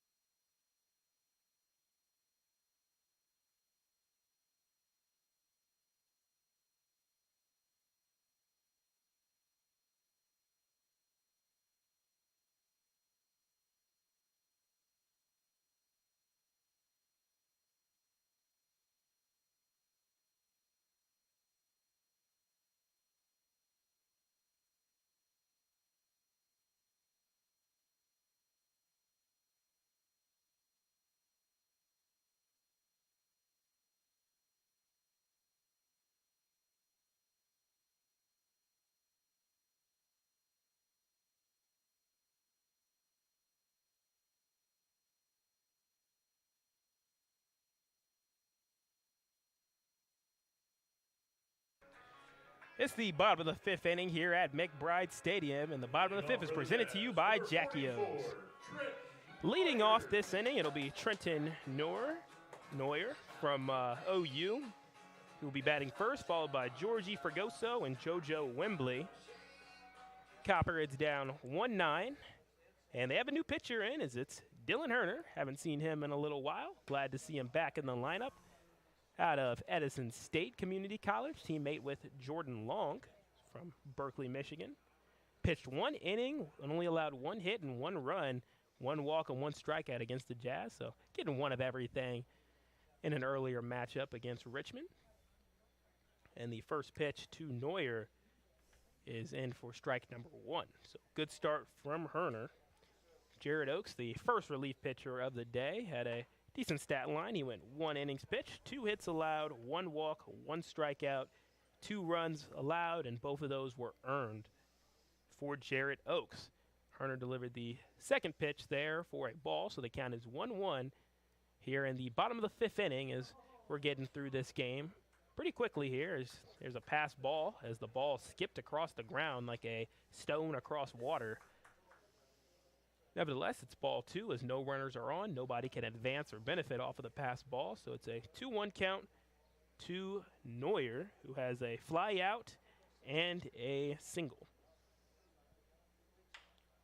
Chopper right out to Herner. Herner feels the ball, throws it, and it's off the mark. Bam Thomas isn't able to make the catch, so it's going to be an error. So that gets Neuer to second off of the mistake by the Copperheads. That's error number 2. And after a couple games in a row where the Copperheads have done a great job with no whammies, no errors, or anything like that, they've given up a few today, and they've both been costly. It appears that Neuer there was like wrong place, wrong time type thing, and as he was getting ready to cross first, Bam Thomas was getting ready to reach out to make that grab, and the throw from Herner just a bit off the mark, and I think to avoid collision. And so probably go down as a Just an error, so he reaches second on the error. And that'll bring up George Fregoso Jr., who had a 3 RBI double in the first and a fly out in the third inning in this 9-1 game in favor of the Jazz. Takes the first pitch inside at about waist level there. Count is 1-0.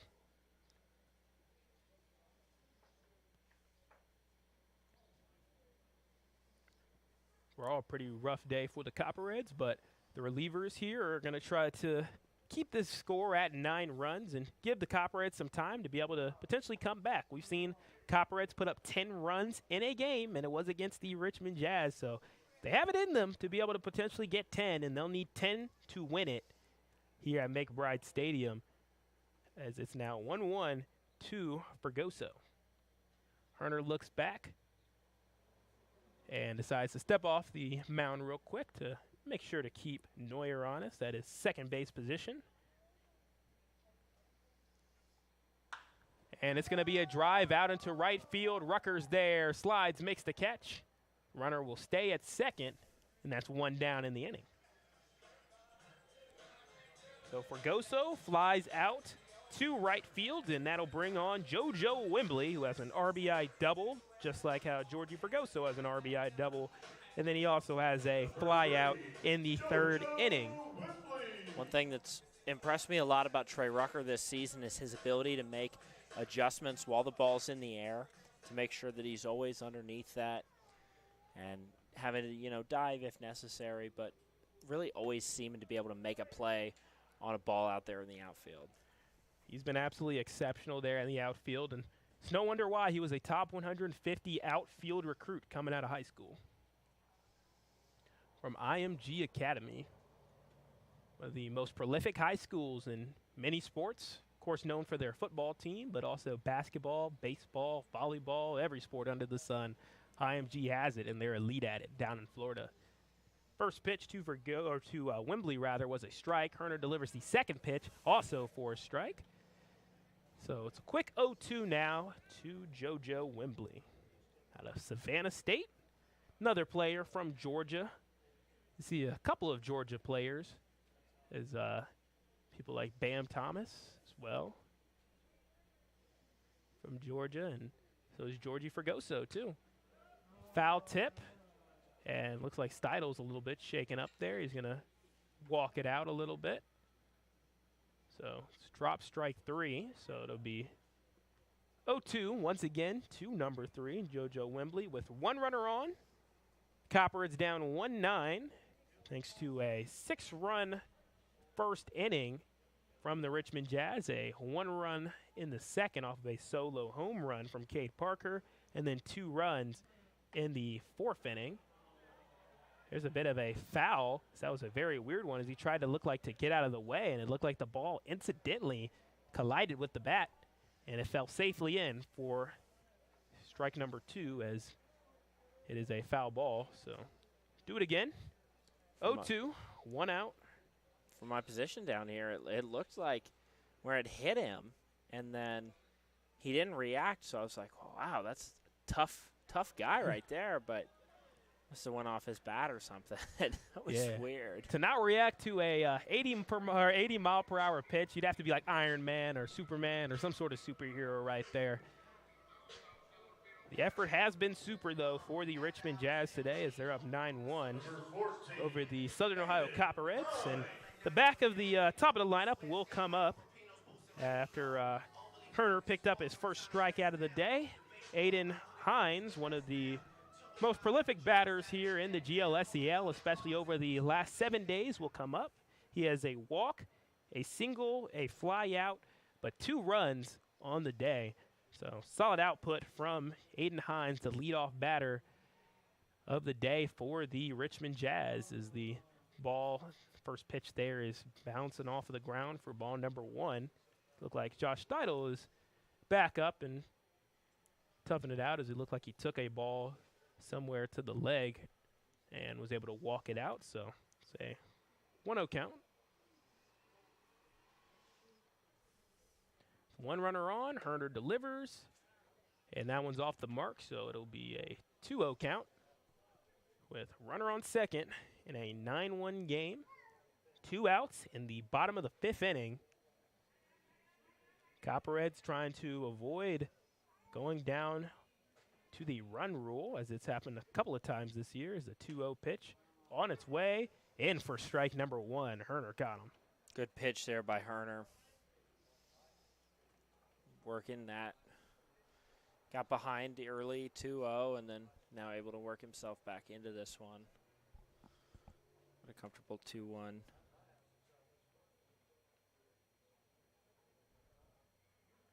Two-one on its way. Swing and miss there. So it's going to be 2-2. Stylo throws the ball back to Hanna.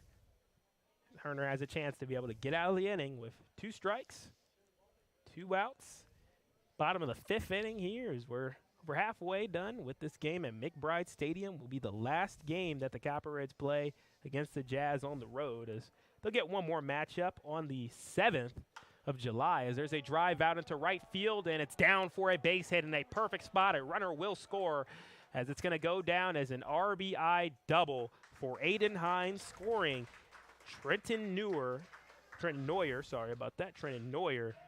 his 5th inning and 2nd base position there, as the run total's really starting to get up there, as it's been a lot of run calls here for the Richmond Jazz.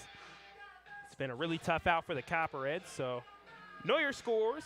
Aiden Hines goes back to 2nd base now to replace Trenton Neuer on the base paths after picking up the RBI, his first one of the day. And that'll bring on Kate Parker, who has an RBI at the first one of the day. 2 runs, single, and a home run. First pitch was a ball, so ball number 1.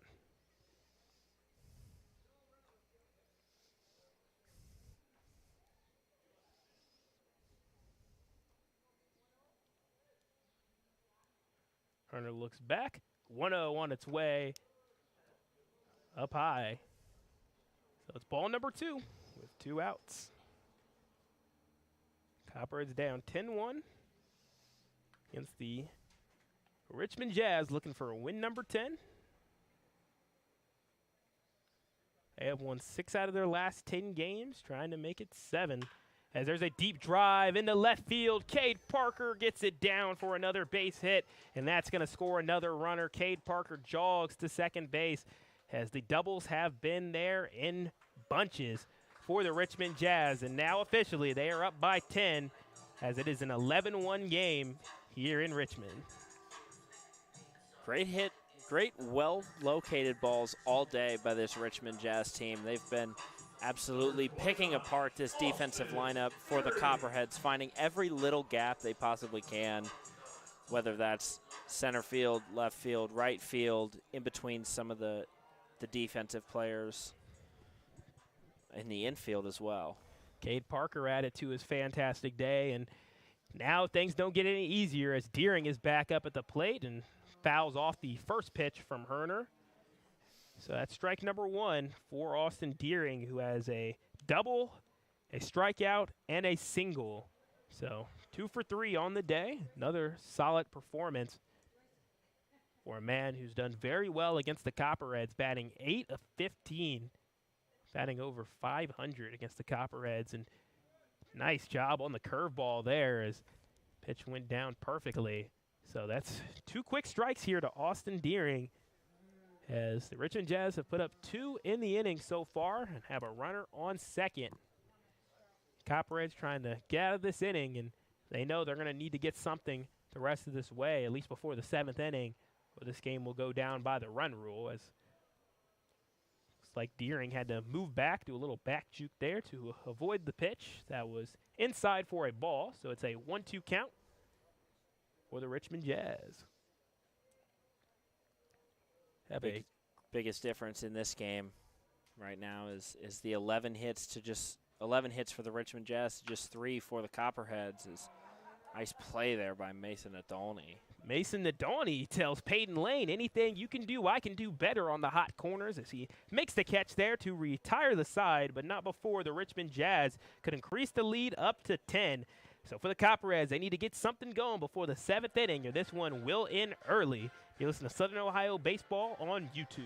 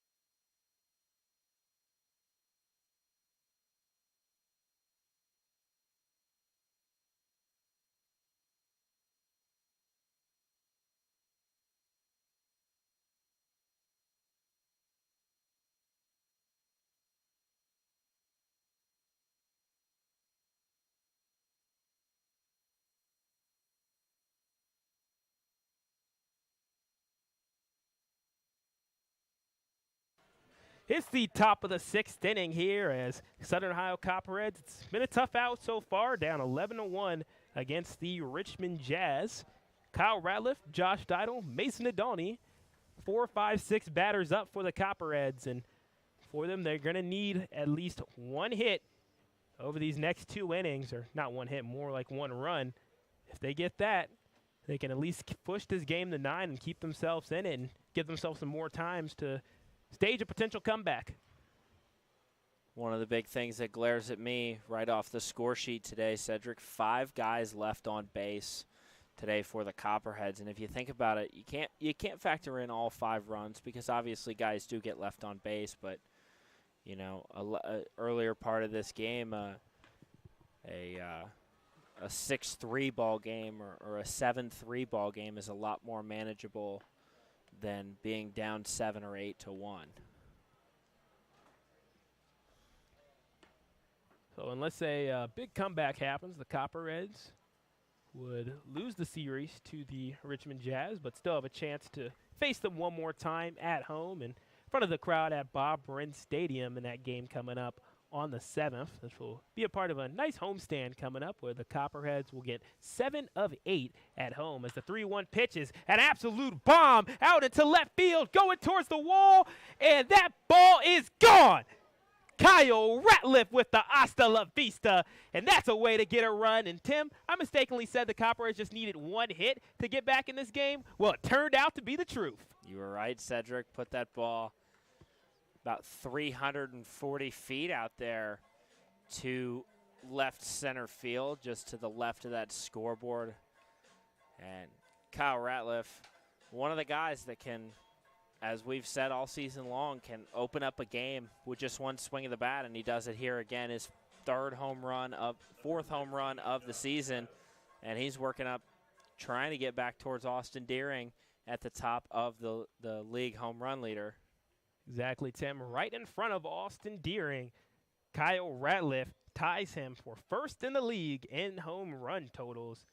As it's an impressive season from Kyle Ratliff, and that brings on Josh Steidel, who swings and misses at the 1-0 pitch. So it is a 1-1 count in an 11-2 game as the Copperheads put up their first run since the first inning, coming from Kyle Ratliff's home run, getting some good energy up here from our Copperhead faithful here in Richmond, which is made up of us two, and Trevor Stevens down there with the players in the dugout.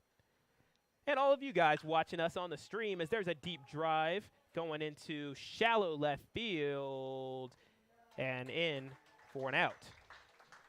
So Cade Parker comes in from shortstop and takes a step back, makes the play for out number 1, and that'll bring on Mason Adoni, who has a strikeout and a flyout to his name on the day. Tough break for Josh Steidel, a guy that's really been working hard to get himself out of this slump, just hasn't seemed to been able to get out of it yet. Obviously know it'll come. Still one of the best hitters in the league, and just going through a bit of a cold streak right now. Yeah, we've seen it for a lot of different players, and like I said earlier, Tim, it's really tough to be able to get out of slumps when you're only getting a couple of at-bats per game. You're only getting 2 or 3 at-bats instead of 4 or 5 like a lot of other teams are getting, where you see the Richmond Jazz, a lot of their totals, especially in the high-scoring games, they're getting 4 or 5 at-bats per game, while for the Copperheads, you're only getting 2 or 3 in a lot of these matchups, as there is going to be a pop fly backwards into foul territory. So the count will be 1-2 for Mason Adoni, who's done a great job at the hot corner at third base. Loves playing that position, as we heard from the pregame interviews. Loves being on the corners. 1-2 pitch on its way, hitting the dirt and hitting the face mask there of the catcher, Chandler Skelly of the Richmond Jazz. In a 11-2 game, as the Copperheads started to eat into the lead a little bit, breaking that 11 consecutive run streak of the Jazz with a Kyle Ratliff home run to left center field, and that was an absolute beauty. And now we see Nadoni grounded out too short, and it's made. So that's out number 2. As it's a great job by Cade Parker, who's been absolutely steady at a shortstop position. He's been perfect on the day. Yes, he has. Both Cade Parker and Peyton Lane been really busy today, getting a lot of action over there on that left side of the infield, and both guys done a really good job today of limiting ground balls out into the outfield and making plays over there to Aiden Hines at first base. Maverick Stalling is now up for the Copperheads, the 7th batter, who has a strikeout and a ground out. And he'll work with nobody on, and took the first pitch as a foul backwards. So he's down 0-1 in the count. Leverton still pitching here for the Richmond Jazz, as Leverton delivers the 0-1 pitch. Swung on and missed for strike number 2.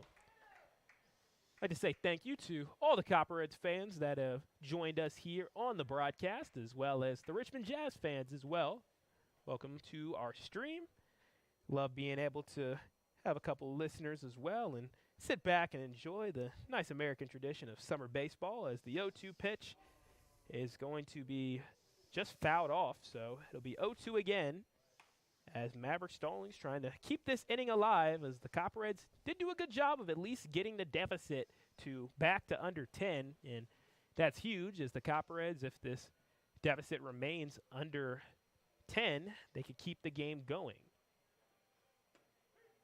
And the 0-2 pitch is in, and they got Maverick Stallings looking. So that retires the side, but not before the Copperheads could get a home run, thanks to Kyle Ratliff homering his 4th out into left center field. So the Copperheads down 11-2, and they'll grab their gloves for the bottom of the 6th when we come back.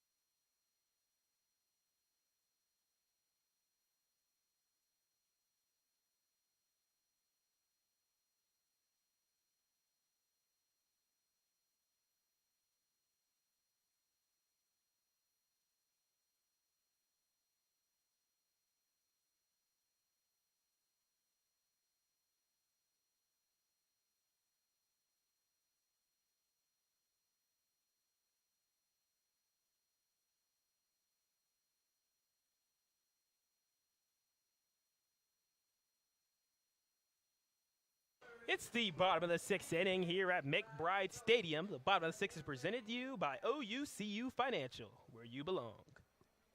For the Richmond Jazz, it'll be Peyton Lane, Josiah Sizemore, and Chandler Skelly, the 4, 5, 6 batters, due up in the inning as we have a new pitcher in the game as Matthew Nolan takes the mound for the Copperheads. As we've gotten to see a lot of relief guys as their ball is belted out into foul territory in left field for strike number 1. So quick 1-1 count here to Peyton Lane. But looks like there are a couple of defensive adjustments for the Copperheads, at least from what we can see with our vision. Sebastian Silva in at catcher, placing Josh Steidel. And we'll let you guys know of any more defensive changes as we see them.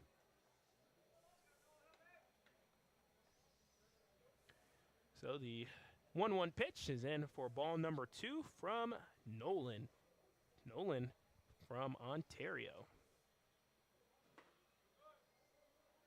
Delivers the 2-1 pitch off the mark for ball number 3. Matthew Nolan has 1 game played this year, and that was against the Cincinnati Steam. Went 1 1/3 innings in that game. Did pick up a strikeout, and he walks the first batter there. So Peyton Lane gets to first base and adds to his great total as that is his 3rd walk of the day. He also had a hit where he was tagged out trying to get to second. So in the bottom of the 6th inning with the Copperheads down 2-11, number 11, Josiah Sizemore, comes back up to bat as he had a walk, a fly out, and a sac fly in the 4th inning, which ended up scoring his teammate, Austin Deering. First pitch from Nolan is going to be belted down Broadway. Maverick Stallings gets the first out, and that is a 6-4-3. Great work by the Copperheads fielding as they did a great job turning it up defensively and made the play. Yeah, nice way to adjust for Maverick Stallings over there at shortstop. Flipped it over to Shepard. Shep turns around, fires down to Bam.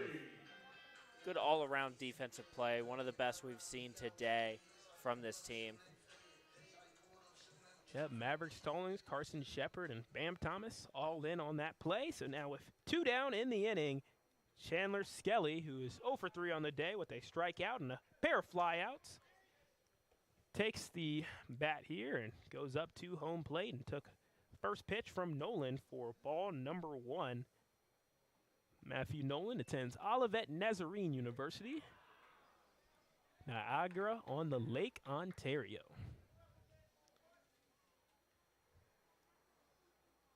Second pitch was in for a strike, so it's a 1-1 count. And it's a chopper fouled for strike number 2 for Chandler Skelly. As starting to get into the beautiful time of the evening where the sun starts to set, but it's still high enough where you get the light of the sun, but you also don't get the oppressive heat of the sun that can sometimes be there throughout June. And we'll see a lot of that tomorrow as it'll be a 90-degree day on a fully turf field against the Xenia Scouts. The Copperheads will play a doubleheader. They'll finish off a game that they previously started to start the day, and then we'll get into a new game as well. So it looks like it should be a 5-inning and a 9-inning game. You don't see that too often, but second game's actually going to 7 innings. The first inning will be the first game will be a full 9-inning game, starting in the top of the 5th, and then the second game will just be a 7-inning game. Perfect. Thank you for the correction, Tim. I appreciate that. Always appreciate you having my back. And that retires the side there as Maverick Stallings once again having himself a great day here at McBride Stadium. Makes the play, so Copperheads show some pretty solid defenses there as they had a double play and then a routine 6-3 play to retire the side. So going into the top of the 7th, the Copperheads will try to eat into this lead when we come back. You listen to Southern Ohio Baseball on YouTube.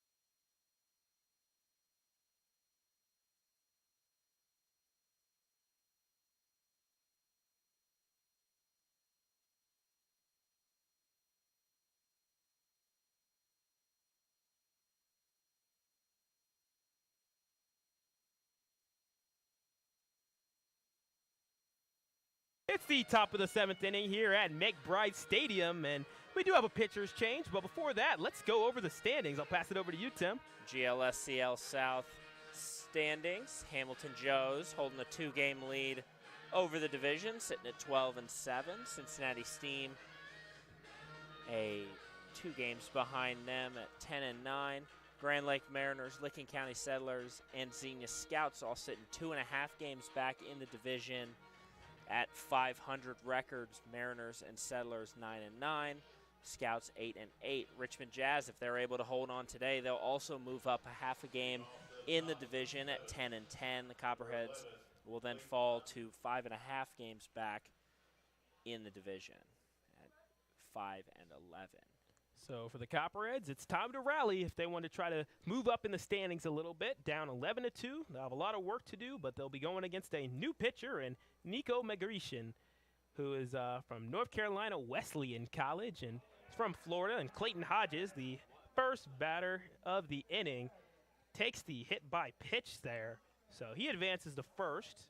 Carson Shepard and Trey Rucker will also be due up in the inning. And now that the first runner got on, so will Gunnar Aldridge. So we'll see the bottom of the order and the top of the order for the Copperheads. And Nico Megrishin, he's had to do double duties as he's also a assistant coach for the Richmond Jazz, helping there as a pitching coach, I'd assume, and then also getting out there to pitch as well. So doing a little bit of double duty for his squad. As with 1 runner on, Carson Shepard takes the field for his 3rd at-bat. Megrishin delivers down low, ball number 1 to number 1, Carson Shepard. A lot of velocity on that fastball from Megrishin.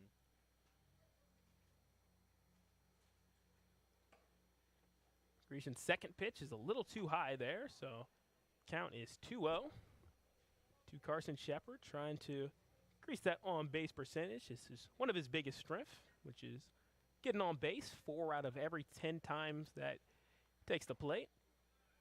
And that one is in for a strike as they hit the top part of the strike zone.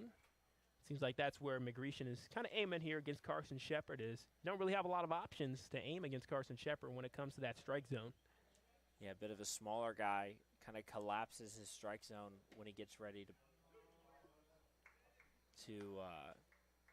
swing there.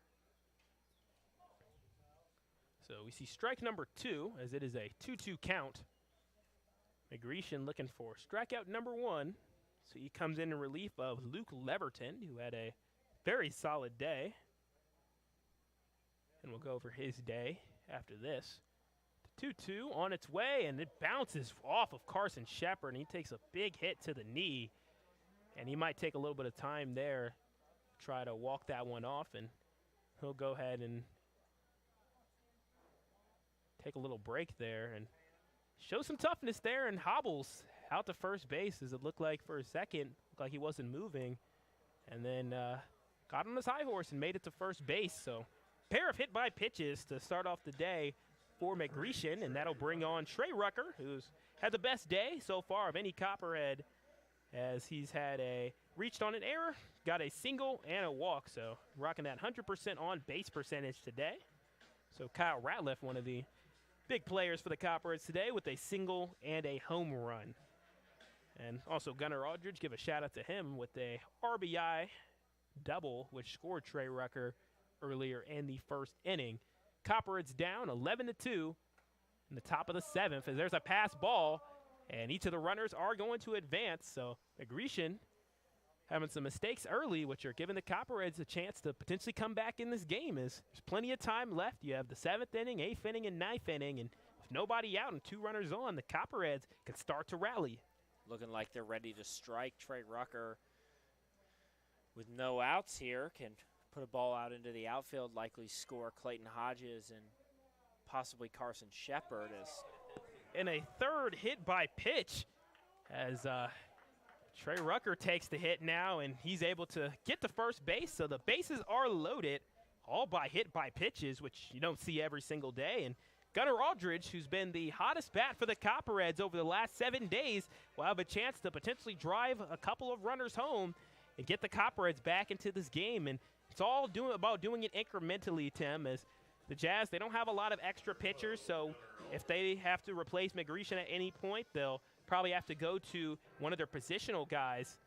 Looks like there is some bullpen activity, though, for the Richmond Jazz, so we'll see if we see any other pitchers. McGreeshan with 3 hits by pitches. Bases are loaded as the first pitch is delivered low and inside for ball number 1. If you're a Copperheads fan, which I am, and you are too, as well as Trevor sitting right next to me, things are starting to look a little bit good as you got 3 runners on, no outs, top of the 7th. And there's a strike there, so now it's a 1-1 count to Gunnar Aldridge, who has a double, a ground out, and a walk. And this is where Coach Lanning talks about that opportunistic hitting, something that they fell a little bit short on last week, something that separates the good teams from the great teams. And they've got 3 guys on right now, definitely have to get a couple of runs here across in this inning. We've seen big innings really be a detriment to this team all season long. One of those in this game being that 6-run first inning. So being able to recover some of those runs and keep yourself in this game is going to be huge.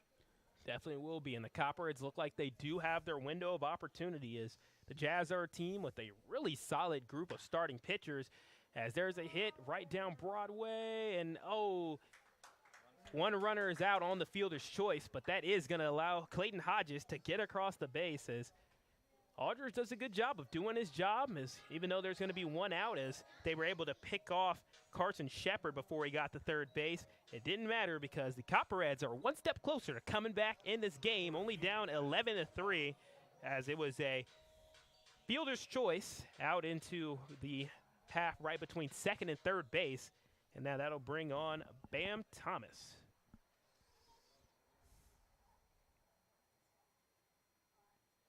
First pitch to Bam Thomas is a pass ball, and each of the runners are going to advance and take advantage of that. So only force out is at first now for the Copperheads. Had to kind of scurry out of the way of that one as well, down at his feet. And pitcher just doesn't really have much control of his stuff right now. We've seen a lot of ups, up, down, in, out. 3 hit batters already in this inning. 1-0 pitch to Bam Thomas, too high. This time Skelly does a great job moving up from his position, getting out of the squat and standing up to make the play. And we'll see Coach Skelly go to talk to McGreeshan here, and see if we see a pitcher's change as Copperheads already able to get 1 run, as it was a RBI fielder's choice from Gunnar Aldridge, which ended up scoring Clayton Hodges. Carson Shepard was picked off at third base for an out, but Trey Rucker is on third and Gunnar Aldridge on second, and they were both able to get to those bases off of pass balls and some timely hit by pitches, and in the case of Gunnar Aldridge, a fielder's choice. So for the Copperheads, they have something brewing here a little bit here on the road, and you got to respect the fight that they're still out here continuing to battle. And when you're going against the relief guys of the Richmond Jazz, as I was trying to finish off that point there, they don't have as much depth there, so they're really going to have to depend on whoever's coming in to finish off the game, especially if you're scheduling 3, 4, 5 games in a row, and you have to measure out your 9 pitchers for those games. Yeah, something the Copperheads have been talking a lot about, making sure that they stay on schedule with their pitchers and don't overuse guys, especially if they don't have to. 2-0. Another pass ball. Trey Rucker is going to jog into home. Will Aldridge go? No, he stays at third. And another mistake cost the Jazz another run. So it's 11-4. And if you're a Richmond Jazz fan, you're starting to get a little nervous now as the Copperheads starting to get something going. Been able to take advantage of opportunities presented to them. Got a couple of runs across the plate. And now Bam Thomas sitting in a good position here with a 3-0 count.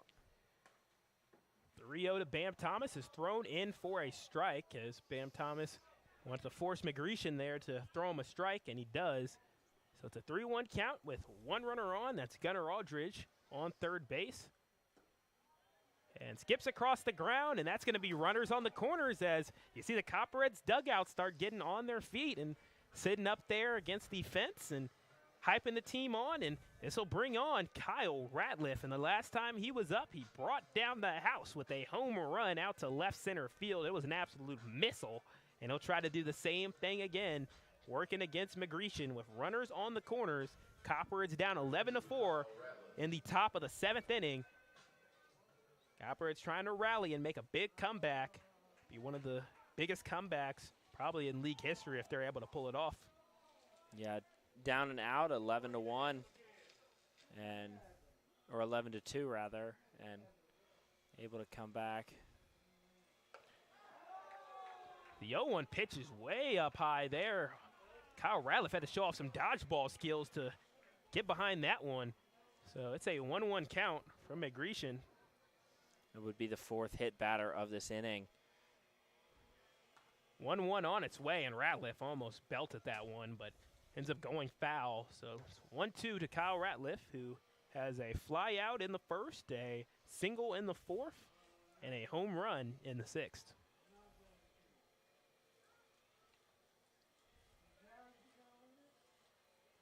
One-two, and it's off the mark inside. 2-2 count on a pretty beautiful evening here in Richmond, and Copperheads starting their first of 3 road games is play the Jazz and then play the Scouts twice in a doubleheader, as we mentioned earlier, where they'll finish off a earlier postponed game where Ryan had an immaculate inning, and then they'll do only a 7-inning game after that. Copperheads against the Xenia Scouts, they did get a win earlier this season off of a Kyle Ratliff home run. It's a 3-run homer that lifted them over the Xenia Scouts 8-5. And then after that game, the Scouts went on a tear as they won 6 straight before falling to the Richmond Jazz yesterday. 2-2. And did he go? No, as it skips across the ground. So it's going to be a full count as Kyle Ratliff stays alive and gets a cheer from his dugout. And it looks like they're going to make a call. They called a balk on that. Yep, it'll be a balk. So that's another run across the plate for the Copperheads here on the balk from Nico McGreeson. Yeah, this type of things you don't see too often every single game. This is only the 2nd one we've seen, and the Copperheads are beneficiaries. So Gunnar Aldridge comes in. Bam Thomas advances to 2nd. The count is now 2-2, as it was there, and not full count rather. And there's a swing and miss. So Grecian gets his first little positive of the day, picking up the strikeout. But not before a couple of runners could get home, a trio of them for the Copperheads. So it's 11-5, and if you're Copperheads, you're now just in this game right now. It was 11-1. It looked like it might be headed towards a run rule, Tim. And they said, not so fast, Sedric and Tim. We're out here playing, and we're going to keep competing in this game. We're going all the way to the end. Bat's starting to heat up here a little bit in the top of the 7th. And, yeah, this team's got some life to them. Something we've seen a lot this season where just never seem to give up. Grecian pitching to Sebastian Silva, bounding it out to right field in foul territory. Sebastian Silva is batting .059 on the year, so hasn't gotten too many chances to get up there and get some hits, but he has not appeared against the Jazz this year, so again, his first chance against Richmond from Virginia Military Institute came in at catcher for Josh Steidel and takes the 0-1 pitch outside for ball number 1. So it's a 1-1 count now for Silva. Working against Grecian with 1 runner on. That's Bam Thomas at 3rd base. If you're the Copperheads, you need to score that runner on 3rd base as they've had a trio of them stranded there.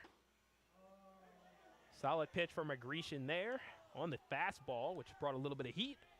It's a 1-2 count with 2 outs. Copperheads down 5-11 as they've done well to break the deficit a little bit throughout the 6th and 7th innings as they have dominated these later parts of the games so far, at least. 1-2 is up high in the top corner there to Sebastian Silva. Worked themselves back into this game for sure.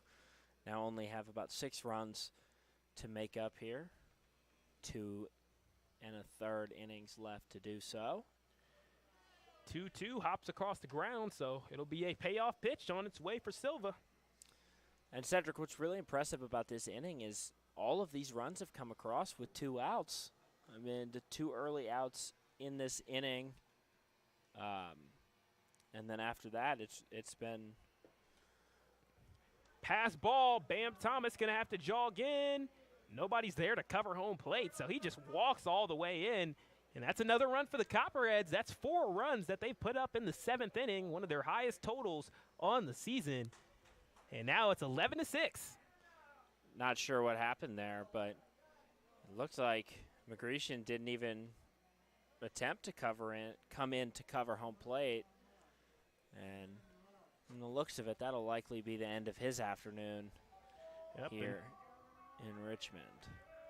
Silva walks, so that was ball number 4. So Grecian is done after 2/3 of an inning pitched. And for the Copperheads, they're probably hoping that Grecian would stay out there a little bit as they found something against them. But now they'll have to deal with a new pitcher as number 28 of the Jazz will come in. That's Parker Myrick, who has played against the Copperheads before. It went 2 innings, allowed 1 hit, 1 run.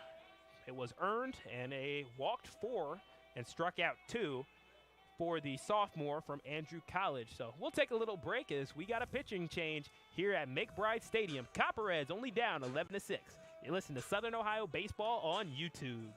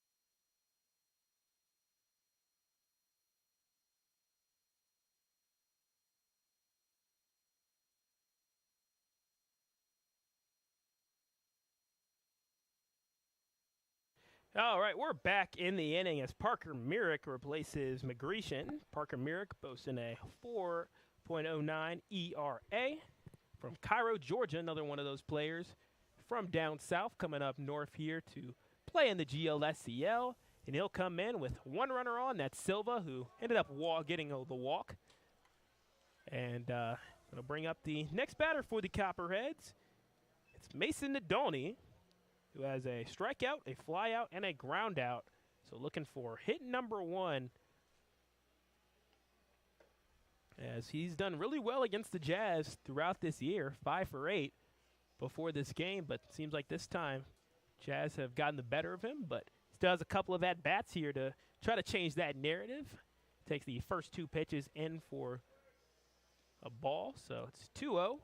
With 2 outs, 1 runner on. Copperheads down 11-6 after putting up 4 runs in this inning.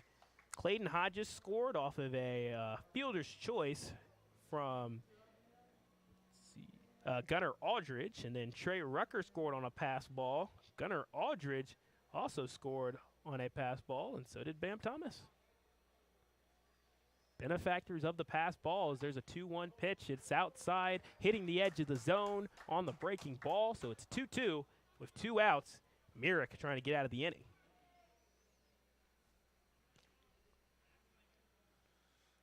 Copperheads trying to keep things alive here with 2 outs. Continue to close that gap. Ball is belted into foul territory. So we'll do it again at 2-2 for Mason Nadoni out of Concordia University. Silva is the leadoff runner right now at first. Copperheads being the benefactors of a couple of key Richmond Jazz mistakes. 2-2 outside. So we'll got a payoff pitch coming up here. Can the Copperheads continue this 2-out rally? Been really impressed with the offense's ability to keep their heads up in this inning, really, and just take advantage of all the little mistakes. Runner goes, and it's a drive out into center field, and it's down for a base hit. Silva's going to have to run back to second. He does, and that's a single for Mason Nadoni. Hit number 1 on the day, and with how he's done against the Jazz so far this season, I'm not surprised for him to get a hit here. No, it was a great location. Able to put that one in shallow center field, just in front of Trenton Neuer, and get on base, keep this 2-out rally alive.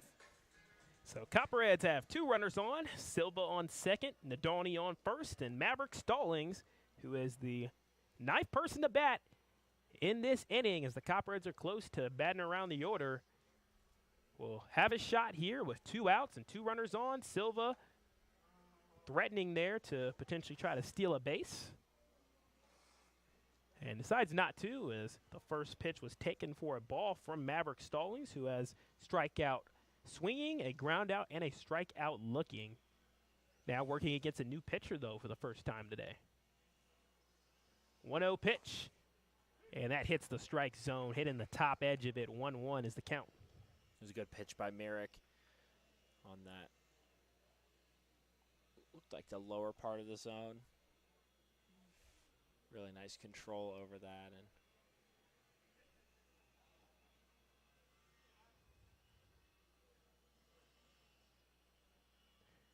And 1-1, too low, hidden across the ground. So it's a 2-1 count now for number 25, Maverick Stallings. Copperheads wearing their orange jerseys as sun is starting to set, but I'm sure you guys can still see it pretty well. And Richmond Jazz in their navy with a 3rd pitcher today, Parker Merrick. Is for the Richmond Jazz, you don't see them go more than 3 pitchers most of these games, so Parker Merrick could be the guy they depend on to close out this game.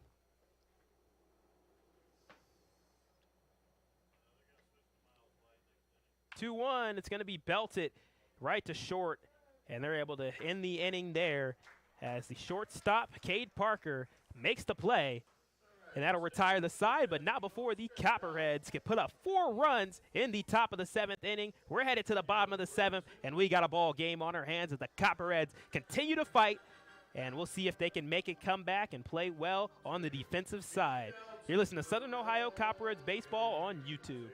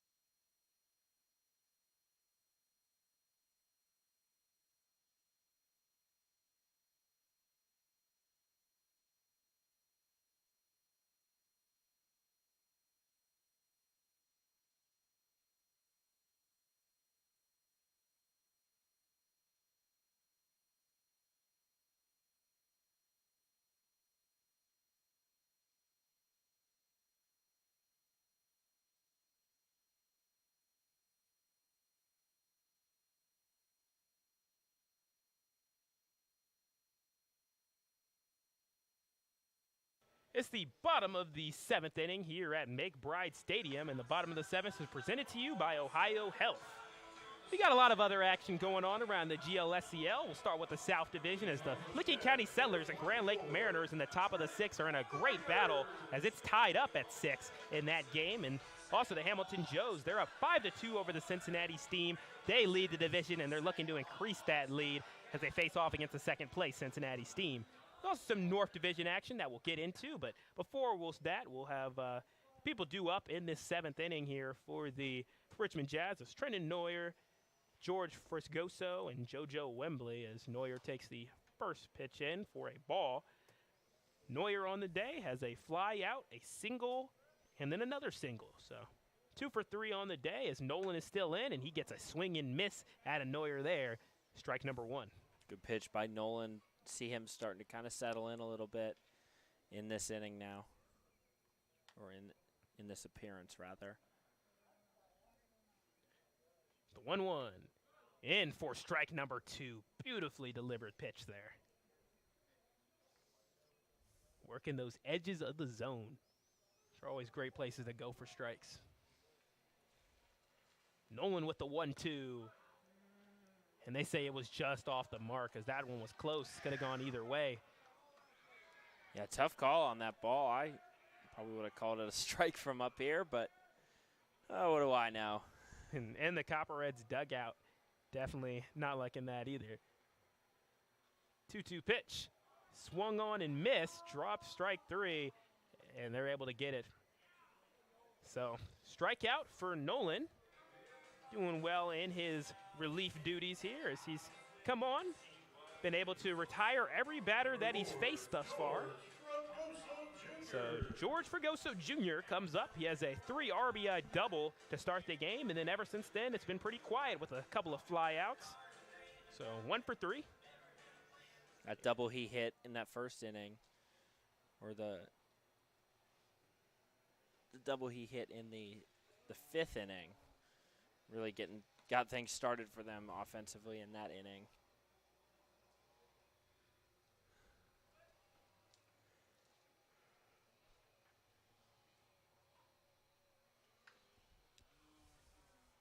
And the 0-1 pitch is fouled backwards for strike number 2 as Silva looks a little bit shaken up. He'll walk it off here as the catchers have had to show some pretty good toughness here after taking a couple of pitches to positions where they might not have as much padding there. Yeah, all 3 catchers today, Josh Steidel, Chandler Skelly, and then now Sebastian Silva, all showing a lot of toughness. It's tough to be a catcher. These guys are, pumping anywhere from 75 to 85 miles an hour, and you have to do your best to try and stop it.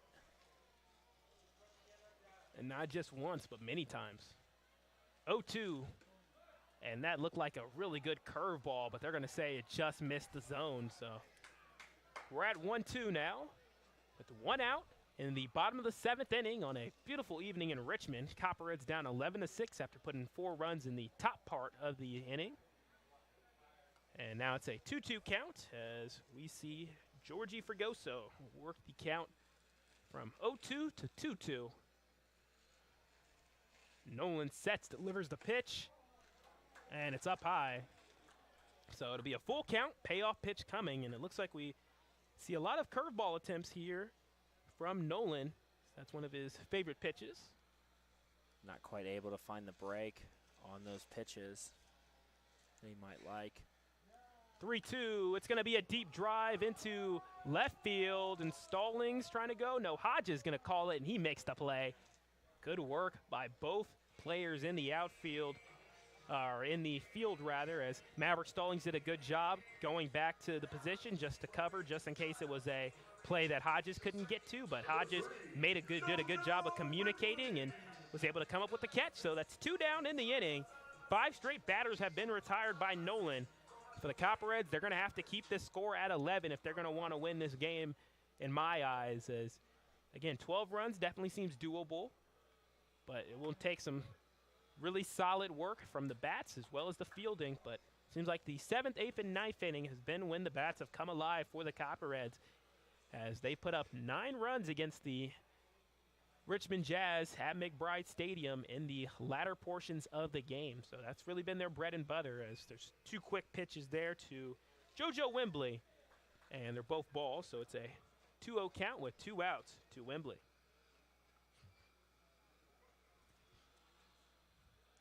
On its way. It's going to be a drive to center field. Ratliff looks like he's there. Makes the catch. Out number 3. Copperheads don't give up anything in the bottom of the 7th inning, and we're headed to the top of the 8th. Can the Copperheads make the comeback? That's the question we all have on our mind. You're listening to Southern Ohio Baseball on YouTube.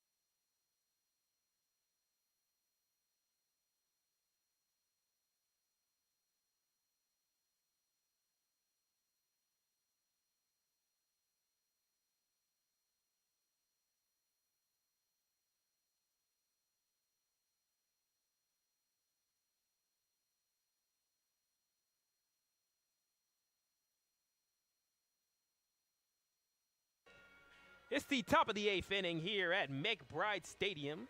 Copperheads down 6-11 as my co-host Tim is out here vibing to a little Sweet Caroline, and hopefully the Copperheads batting performance can be so good throughout the last couple of innings here, as they're down 11-6. They put up 5 hits so far, and they're going to need a couple of more if they're going to want to come back in this game, as Parker Myrick will be pitching to Clayton Hodges, who swings and misses there. So that's strike number 2. So quick 0-2 to Clayton Hodges, and Carson Shepard and Trey Recker will also be due up in the inning. And that one's outside, so now the count is 1-2 to 1-1, Clayton Hodges. Good job by Hodges sitting back on that one. Initially looked like he wanted to swing on that, decided to lay off, and made the right call on that. The 1-1 way up high, almost towards the face of Hodges, but he's able to duck back out of the way. So count is 2-2.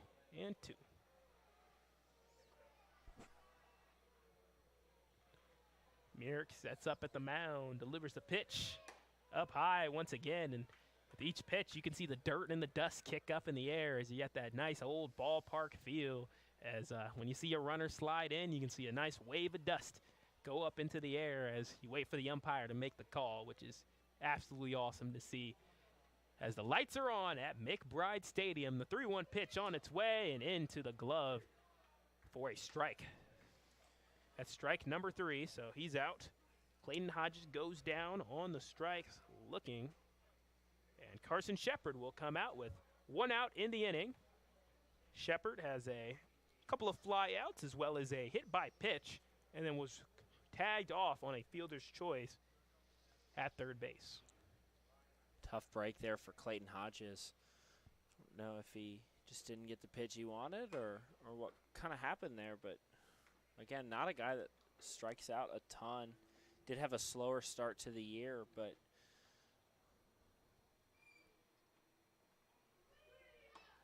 1-0 pitch in for a strike, so it's now 1-1 to Shepard, who has done a decent job today of working pitch counts. 1-1, taken for a strike as Mira got it in the edge of the strike zone. So now it's 1-2. Copperheads have to make something happen here, down 11-6. At one point they were down 11-1. They have cut the lead in half. Now they just need to get the other half, as the 1-2 was in for a ball, too low, too inside. So now it's 2-2 to Hodges, or to Shepard, rather. Merrick sets up at the mound, delivers the pitch, and it's a pass ball for ball number 3, as his catcher made the adjustment as he was going to go for a breaking ball to try to get Carson Shepard, but the ball broke a little too much. Yeah, just missed on that outside part of the plate, skipped out of the reach of Skelly. Now loads the count here. 3-2 payoff pitch. Shepard grounds it out to third. And can they make it in time? They cannot, as the Copperheads. Carson Shepard ran with everything he had, but once again, Peyton Lane at third base has been the defensive MVP for the Richmond Jazz. Yes, he has. He's been dialed in all day long. Hasn't let anything go by him. And prevented quite a few Copperheads from getting on base today. Yep, his role has been important for why the Jazz are leading 11-6. And that'll bring on Trey Rucker, who has a couple of runs on the day, 2 runs, scored on a pass ball and off of an RBI double, and now chops it out to shortstop, and the shortstop's unable to make the play. Copperheads beneficiaries of it. Trey Rucker is off to first, and his on-base percentage on the day, Tim, 100%, 5 for 5. Taking advantage of all the different errors and pass balls, and also got himself a hit and drew a walk today as well, so good job by Trey Rucker to continue to do everything he can to get on base. Yep, he came into the day having the second highest on-base percentage at 45.8% on the team, and I think he'll be at first by the end of the day after this performance, as Rucker is checked at first base there, slides back with the dust kicking up at first base, which, like I complimented earlier, I thought that was great, and I love that aspect of the ballpark. As Gunnar Aldridge is back up to bat for the Southern Ohio Copperheads, and he belts it. It's a deep drive into right field, and the play is just made near the track, as it looked like Aldridge had a shot to get that one out of the ballpark, but it just did not carry enough. So tough break for the Copperheads as Gunnar Aldridge flies out to right field, and that retires the side. So Copperheads will only have one more chance of an at-bat to try to come back in this game, and they'll try to do what they can defensively to keep the score at 11-6 in the bottom of the 8th. This is the Southern Ohio Copperheads baseball on YouTube.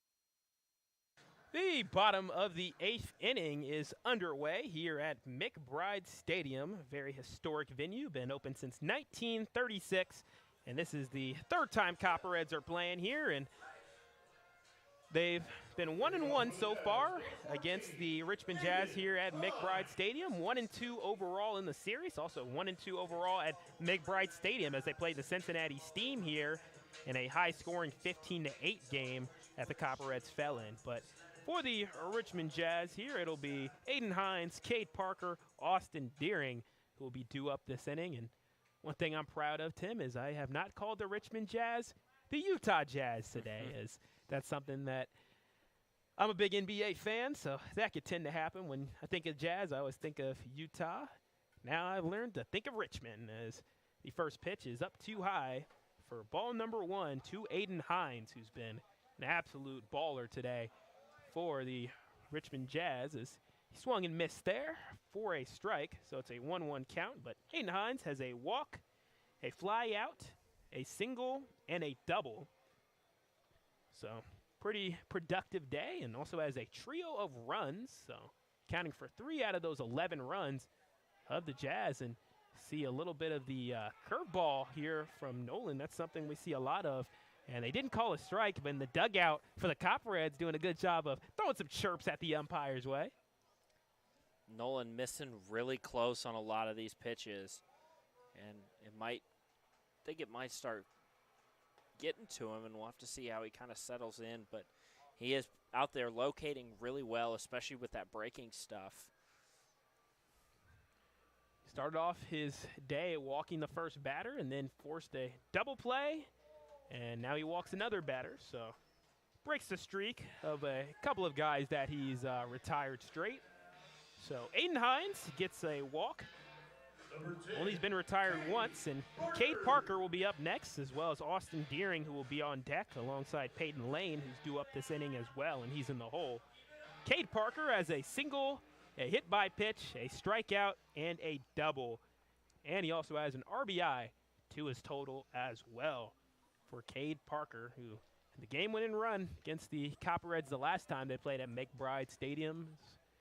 Evening is absolutely beautiful, as you can see the nice colors of the sky on the back part of the ballpark over the fence. Cooled down quite a bit here as well. Temperatures starting to be a little bit more bearable. High fly ball. It's going to come down to communication. Stallings isn't able to make the catch, but they're at least able to turn one. So kind of the same result, just in a different way. And honestly, for the Copperheads, not too bad of a deal there. Is get one out still, and good work and good recovery from the Copperheads and Maverick Stallings. Even though they weren't able to make the catch over the shoulder, they were still able to fire it out to second baseman Carson Shepard for the out. So that's one down in the inning. Bit of a weird ball there. Kind of hung up in the air for a really long time, and between Nadolny and Maverick Stallings, just not quite able to locate it. Probably got caught up in the wind there a little bit. So Cade Parker is on first. After the fielder's choice, that'll go down. It won't go down as an error, because if the ball is not touched by a glove of a fielder, it will not go down as an error, as per league scoring rules. So the 1-0 pitch to Deering, who has a double, a single, and a couple of outs on a strikeout and a flyout, is looking to make something happen. He's had a home run in 2 out of 3 games that he's played against the Copperheads, and of his 4 home runs, he has 3 of them against the Copperheads. And he saw Kyle Ratliff right in front of his eyes get the home run title and tie it with him, and he'll look to try to get it back for himself. Going to be a really interesting race all year long between a lot of these guys up near the top of the standings. You talk about Austin Deering, Kyle Ratliff, Josh Steidel, another one of those guys that's up there. It'll be fun to watch this home run race as we get into the second half of the season. Copperheads with a couple of contenders in that race with Josh Steidel and Kyle Ratliff. Kyle Ratliff leading the way with 4, Steidel with 3. Gunnar Aldridge also has 1 on the season as well, alongside Bam Thomas. And they got Deering swinging there for strike number 2. So good pitch from Nolan. He's come in and had himself a solid day thus far. Probably a bit of a frustrating day today for Austin Deering. Used to a fair amount of success, especially against the Copperheads, and just hasn't really been able to get it working today like he has in the past. 2 balls, 2 strikes, 1 out. In the bottom of the 8th inning here, Copperheads will have one more chance to go out there and bat and try to get hot. Nolan will try to do his best, though, to keep this game at 11-6. And Copperheads, they have lost the game to the Jazz earlier this season, 12-6. But another one of those games where the Copperheads are getting up to that average amount of runs they get against the Jazz. They average more runs against the Jazz than any other team in the GLSCL that they played multiple times. Instead, it's a deep drive out into, looks like foul territory. So I don't know if people saw the ball. I think it does go out into foul territory there. So we'll do it again at 3-2. As that was an absolute rocket as that ball got destroyed. I didn't even see that ball leave the barrel of the bat. It just, I heard the crack, and then that ball was gone. Might be out in the trees out there somewhere. What a swing from Austin Deering. Whew. Be a home run at a couple of major league ballparks, I'll tell you. 3-2. And there's a deep drive out into left center field. It's going towards the wall and does stay in play, thankfully, for the Copperheads. That had a chance at a home run, but a runner will score. And Deering does it again for his squad. It's 12-6, mimicking the game at Bob Rinn Stadium they played in Game 2 of this series. And Deering has just been dominant against the Copperheads. And, again, another solid outing, 3 for 5. No home runs, though, as I thought that had a chance of being a home run. But fortunately for the Copperheads, it did bounce off of the wall, just barely, though. Probably about 3 or 4 feet short of being a home run. As it hit off there, the big white sign out underneath the scoreboard, and Hodges able to corral it in. So Cade Parker scores for the Richmond Jazz off of the RBI double from Austin Deering. And with only one down in the inning, we see the next batter as he hits it down Broadway. They can't make a play, so now it'll be runners on the corners. Deering advances to third. Peyton Lane was the batter, and he hit the ball right over the pitcher's mound, and it ended up resulting in a base hit. So bit of a weird spot. Bit of a weird spot the way that's hit. It's always difficult for those pitchers because they don't have as much time as the regular infielders do to react to be able to make a play on that, and sometimes they just kind of skip right past them. So with the game 12-6 in favor of the Richmond Jazz, Josiah Sizemore comes back up as he has a walk, a fly out, a sac fly, and hit into a double play for his totals on the day. Runner goes. Can they make it in time? He's safe. And then they go and steal home as a result. Then it's a pass ball. That's going to advance another runner, and the runner stays at third. So Deering scores. Lane goes all the way to third. And that was not a great series of events there for the Copperheads. Tough break as it's now 13-6. As the Richmond Jazz, when the Copperheads thought that the door was open just a little bit, they went and shut it closed so far in the bottom of the eighth. Game not over yet, though. But if the Jazz can put up 3 more runs, then it will be called as a run rule. It's a difficult scenario if you're Sebastian Silva behind the plate there because, of course, you want to get that out. But maybe holding off on that one because of the runner lurking, Austin Deering on third base.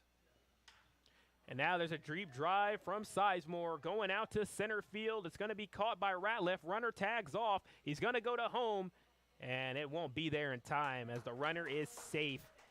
So Peyton Lane, after the savvy play to steal second and then move forward, stealing third while Deering went for home, he now is rewarded with a run. And Josiah Sizemore picks up his second RBI on another sac fly. Luckily for the Copperheads, that is now 2 down in the inning. And they're going against a guy in Chandler Skelly who they've been able to get outs on every inning. But he'll try to flip the script a little bit here as we see the first pitch hitting against the dirt there and bouncing into Silva's glove for ball number 1.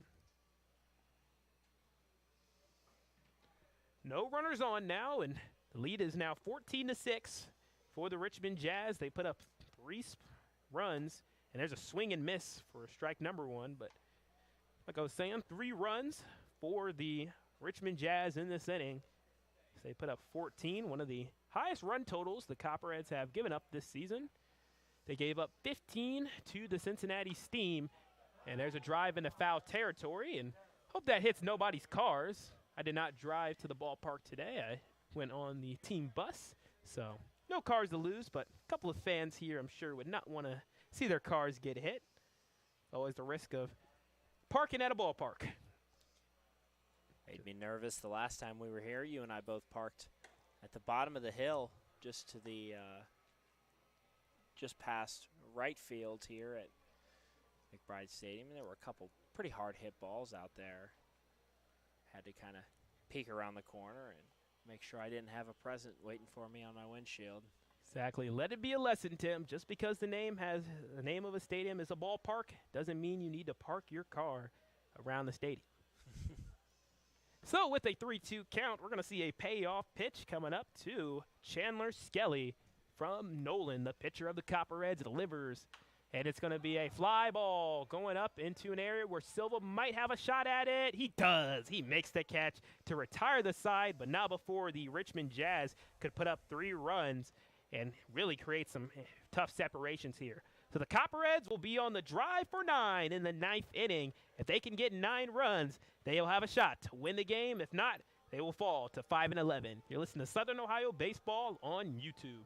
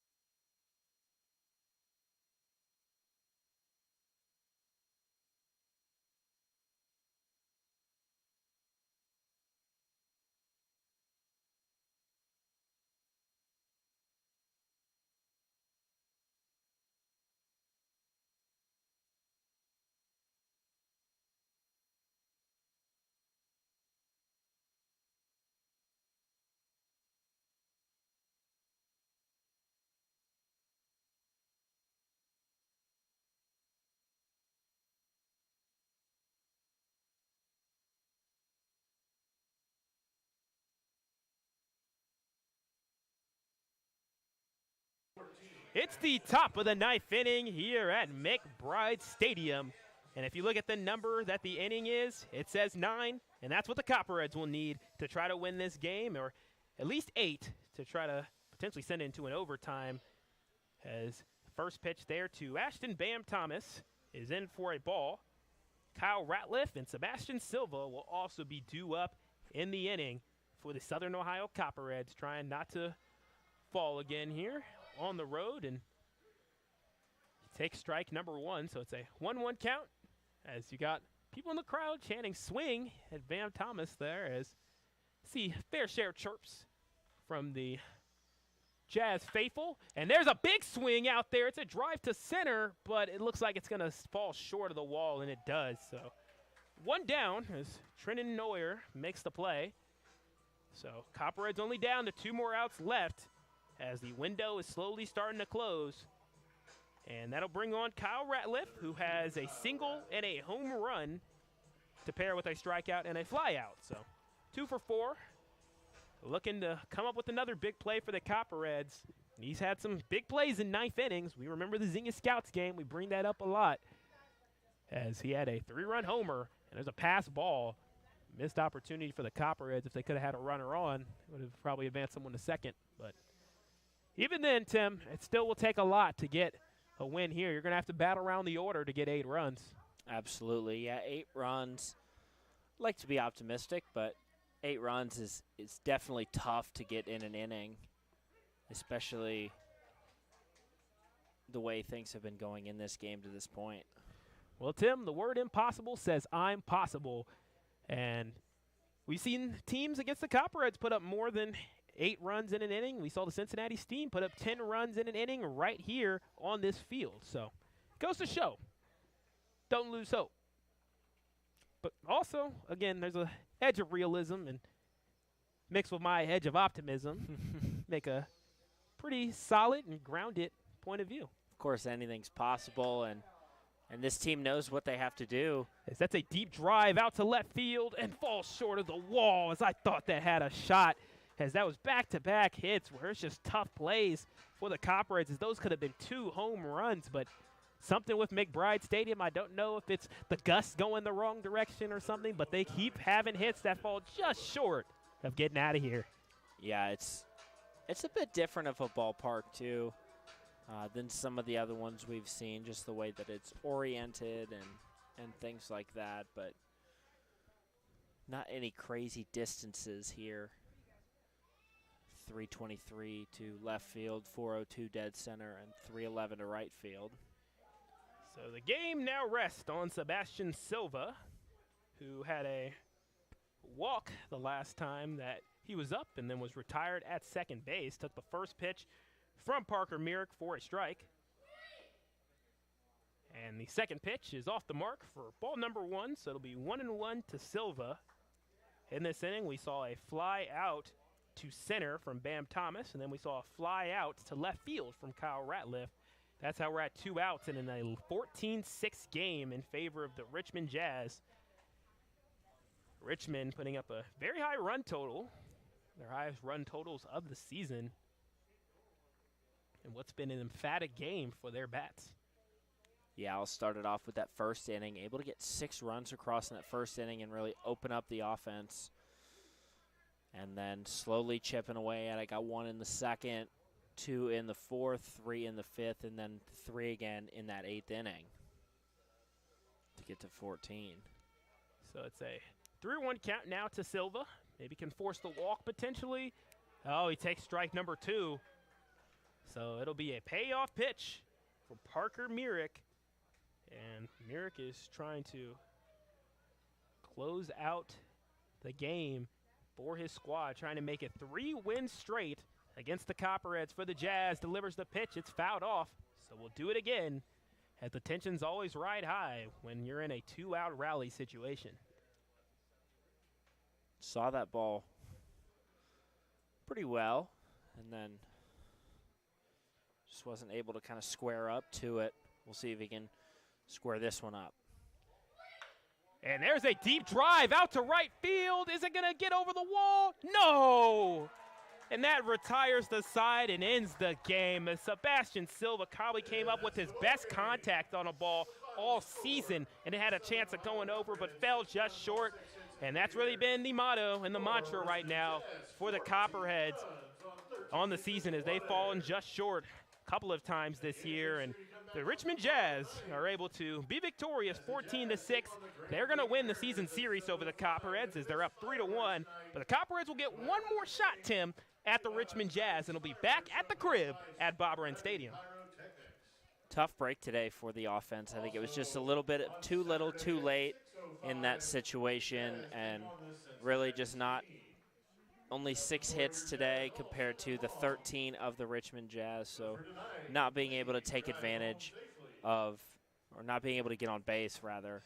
They were able, however, to take care of, or take advantage of opportunities that they were given by the Jazz pitching staff. A couple of the errors and different things, wild pitches, things like that, pass balls, able to take advantage of that and score some of those runs as part of that big 4th inning. Yep, it's been those big innings that have hurt the Copperheads so far throughout the year, but Copperheads with this loss fall to 5-11. Their losing streak is now 3.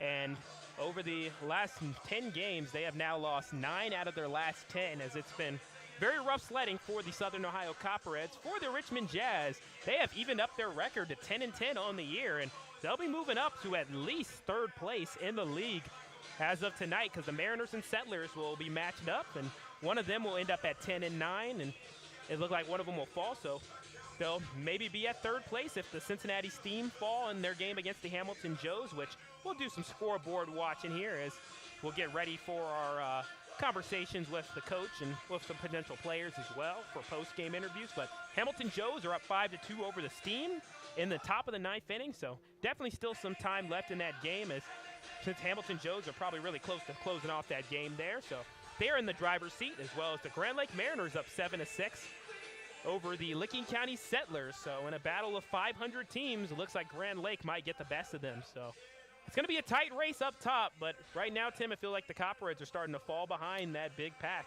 Yeah, they are just not able to string together a series of wins, kind of like we've been talking about really this whole year, trying to be able to just win 2 out of 3. Look at every game as like that 3-game set, try and take 2 out of 3 or maybe 3 out of 5, something like that. And up to this point, they just really haven't been able to string those kind of things together. And they're starting to get to the point where they're being left behind in this really competitive South Division, Sedric. Yeah, man, I mean, it's tough. It's easy for us to be in the broadcast booth and be like, hey, yeah, just get a win here, get a win there, and everything like that. And then it's another thing to be a player on the field, to go out there and be able to do that. And, again, you're not going against easy teams. I mean, Deering is one of the best bats around here. Hines is absolute on fire. Of course, we saw last time they had to deal with Dickey as the pitcher, one of the best pitchers in the GLSEL, who throws over 90 miles per hour.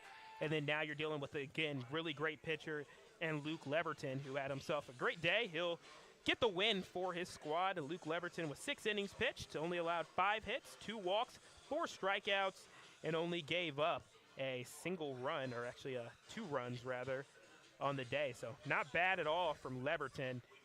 And for the Copperheads, I think the loss will go to Colin Ryan, the starting pitcher, at 3 innings pitched, 7 hits, 3 walks, 2 strikeouts, 7 runs, 7 of them earned. So we'll have some more post-game sort of information coming to you, but the Copperheads, they fall today 14-6. You listen to Southern Ohio Copperheads baseball on YouTube.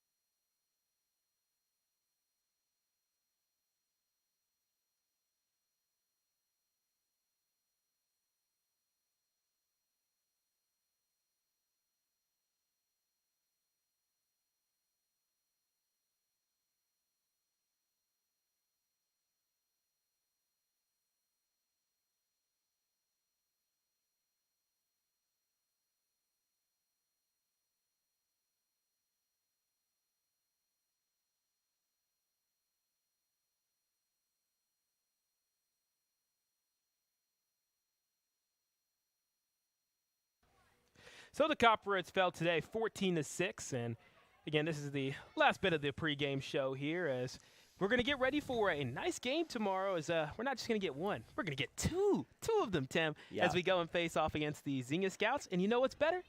We're in the lead to start one of the games, 4-1. First game tomorrow is going to start in the top of the 5th inning. No outs or anything like that, but 4-1.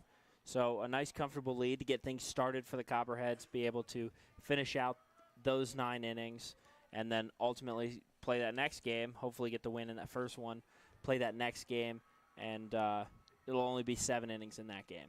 Hopefully so, and hopefully I'm really happy to introduce. We have Coach T.J. Lannon coming up here, and we'll pass this off as Tim will be doing the interview here. Coach, great to see you. Thanks for coming up here. Good to see y'all. All right, Coach, so another situation tonight where a team kind of gave up that big inning early and then fell behind tonight, but then was kind of able to battle back into it, started to show some life there in the end. Yeah, no, definitely can't give a 6 spot up in the first inning. We come out firing and scoring 1 off the rip there. It just can't happen, you know. And then we ended up battling back due to some not so good pitching over there on their side. Kind of let us back into the game, but you know, we came out way too flat today. You know, we had 2 off days, and you thought the guys would come out a little bit more energized and everything and be more loose and rejuvenated, and it just seemed like the complete opposite. So we got to figure something out, because at the way we're going, it's not going to be really good for the rest of the summer. So, but we'll figure it out. What kind of adjustments did those guys make in the off days? I know you guys got a little bit of practice in those 2 days off. What kind of things were the guys working on? Yeah, no, we hit the cages a lot. We talked about plate discipline a lot, and the pitchers got some work in. You know, every day they're getting their work in, even if they're not playing. So that's what we've been doing, and we're going to keep doing it, because you got to get better each and every day. Looking forward to tomorrow. You guys will have a lead going into that first one. What's going to be critical when you guys get that game started? Got to take game 1. You know, that's the biggest thing for us right now. We got to get back on the winning side of things, and that has to deal with the game 1. You know, we're going in with a 5-1 the lead in the top of the 5th, I think it is. So let's win game 1 and then move on to game 2. So we're going to take it game by game. Perfect. All right. Thanks for your time, Coach. Awesome. Thank you, Tim.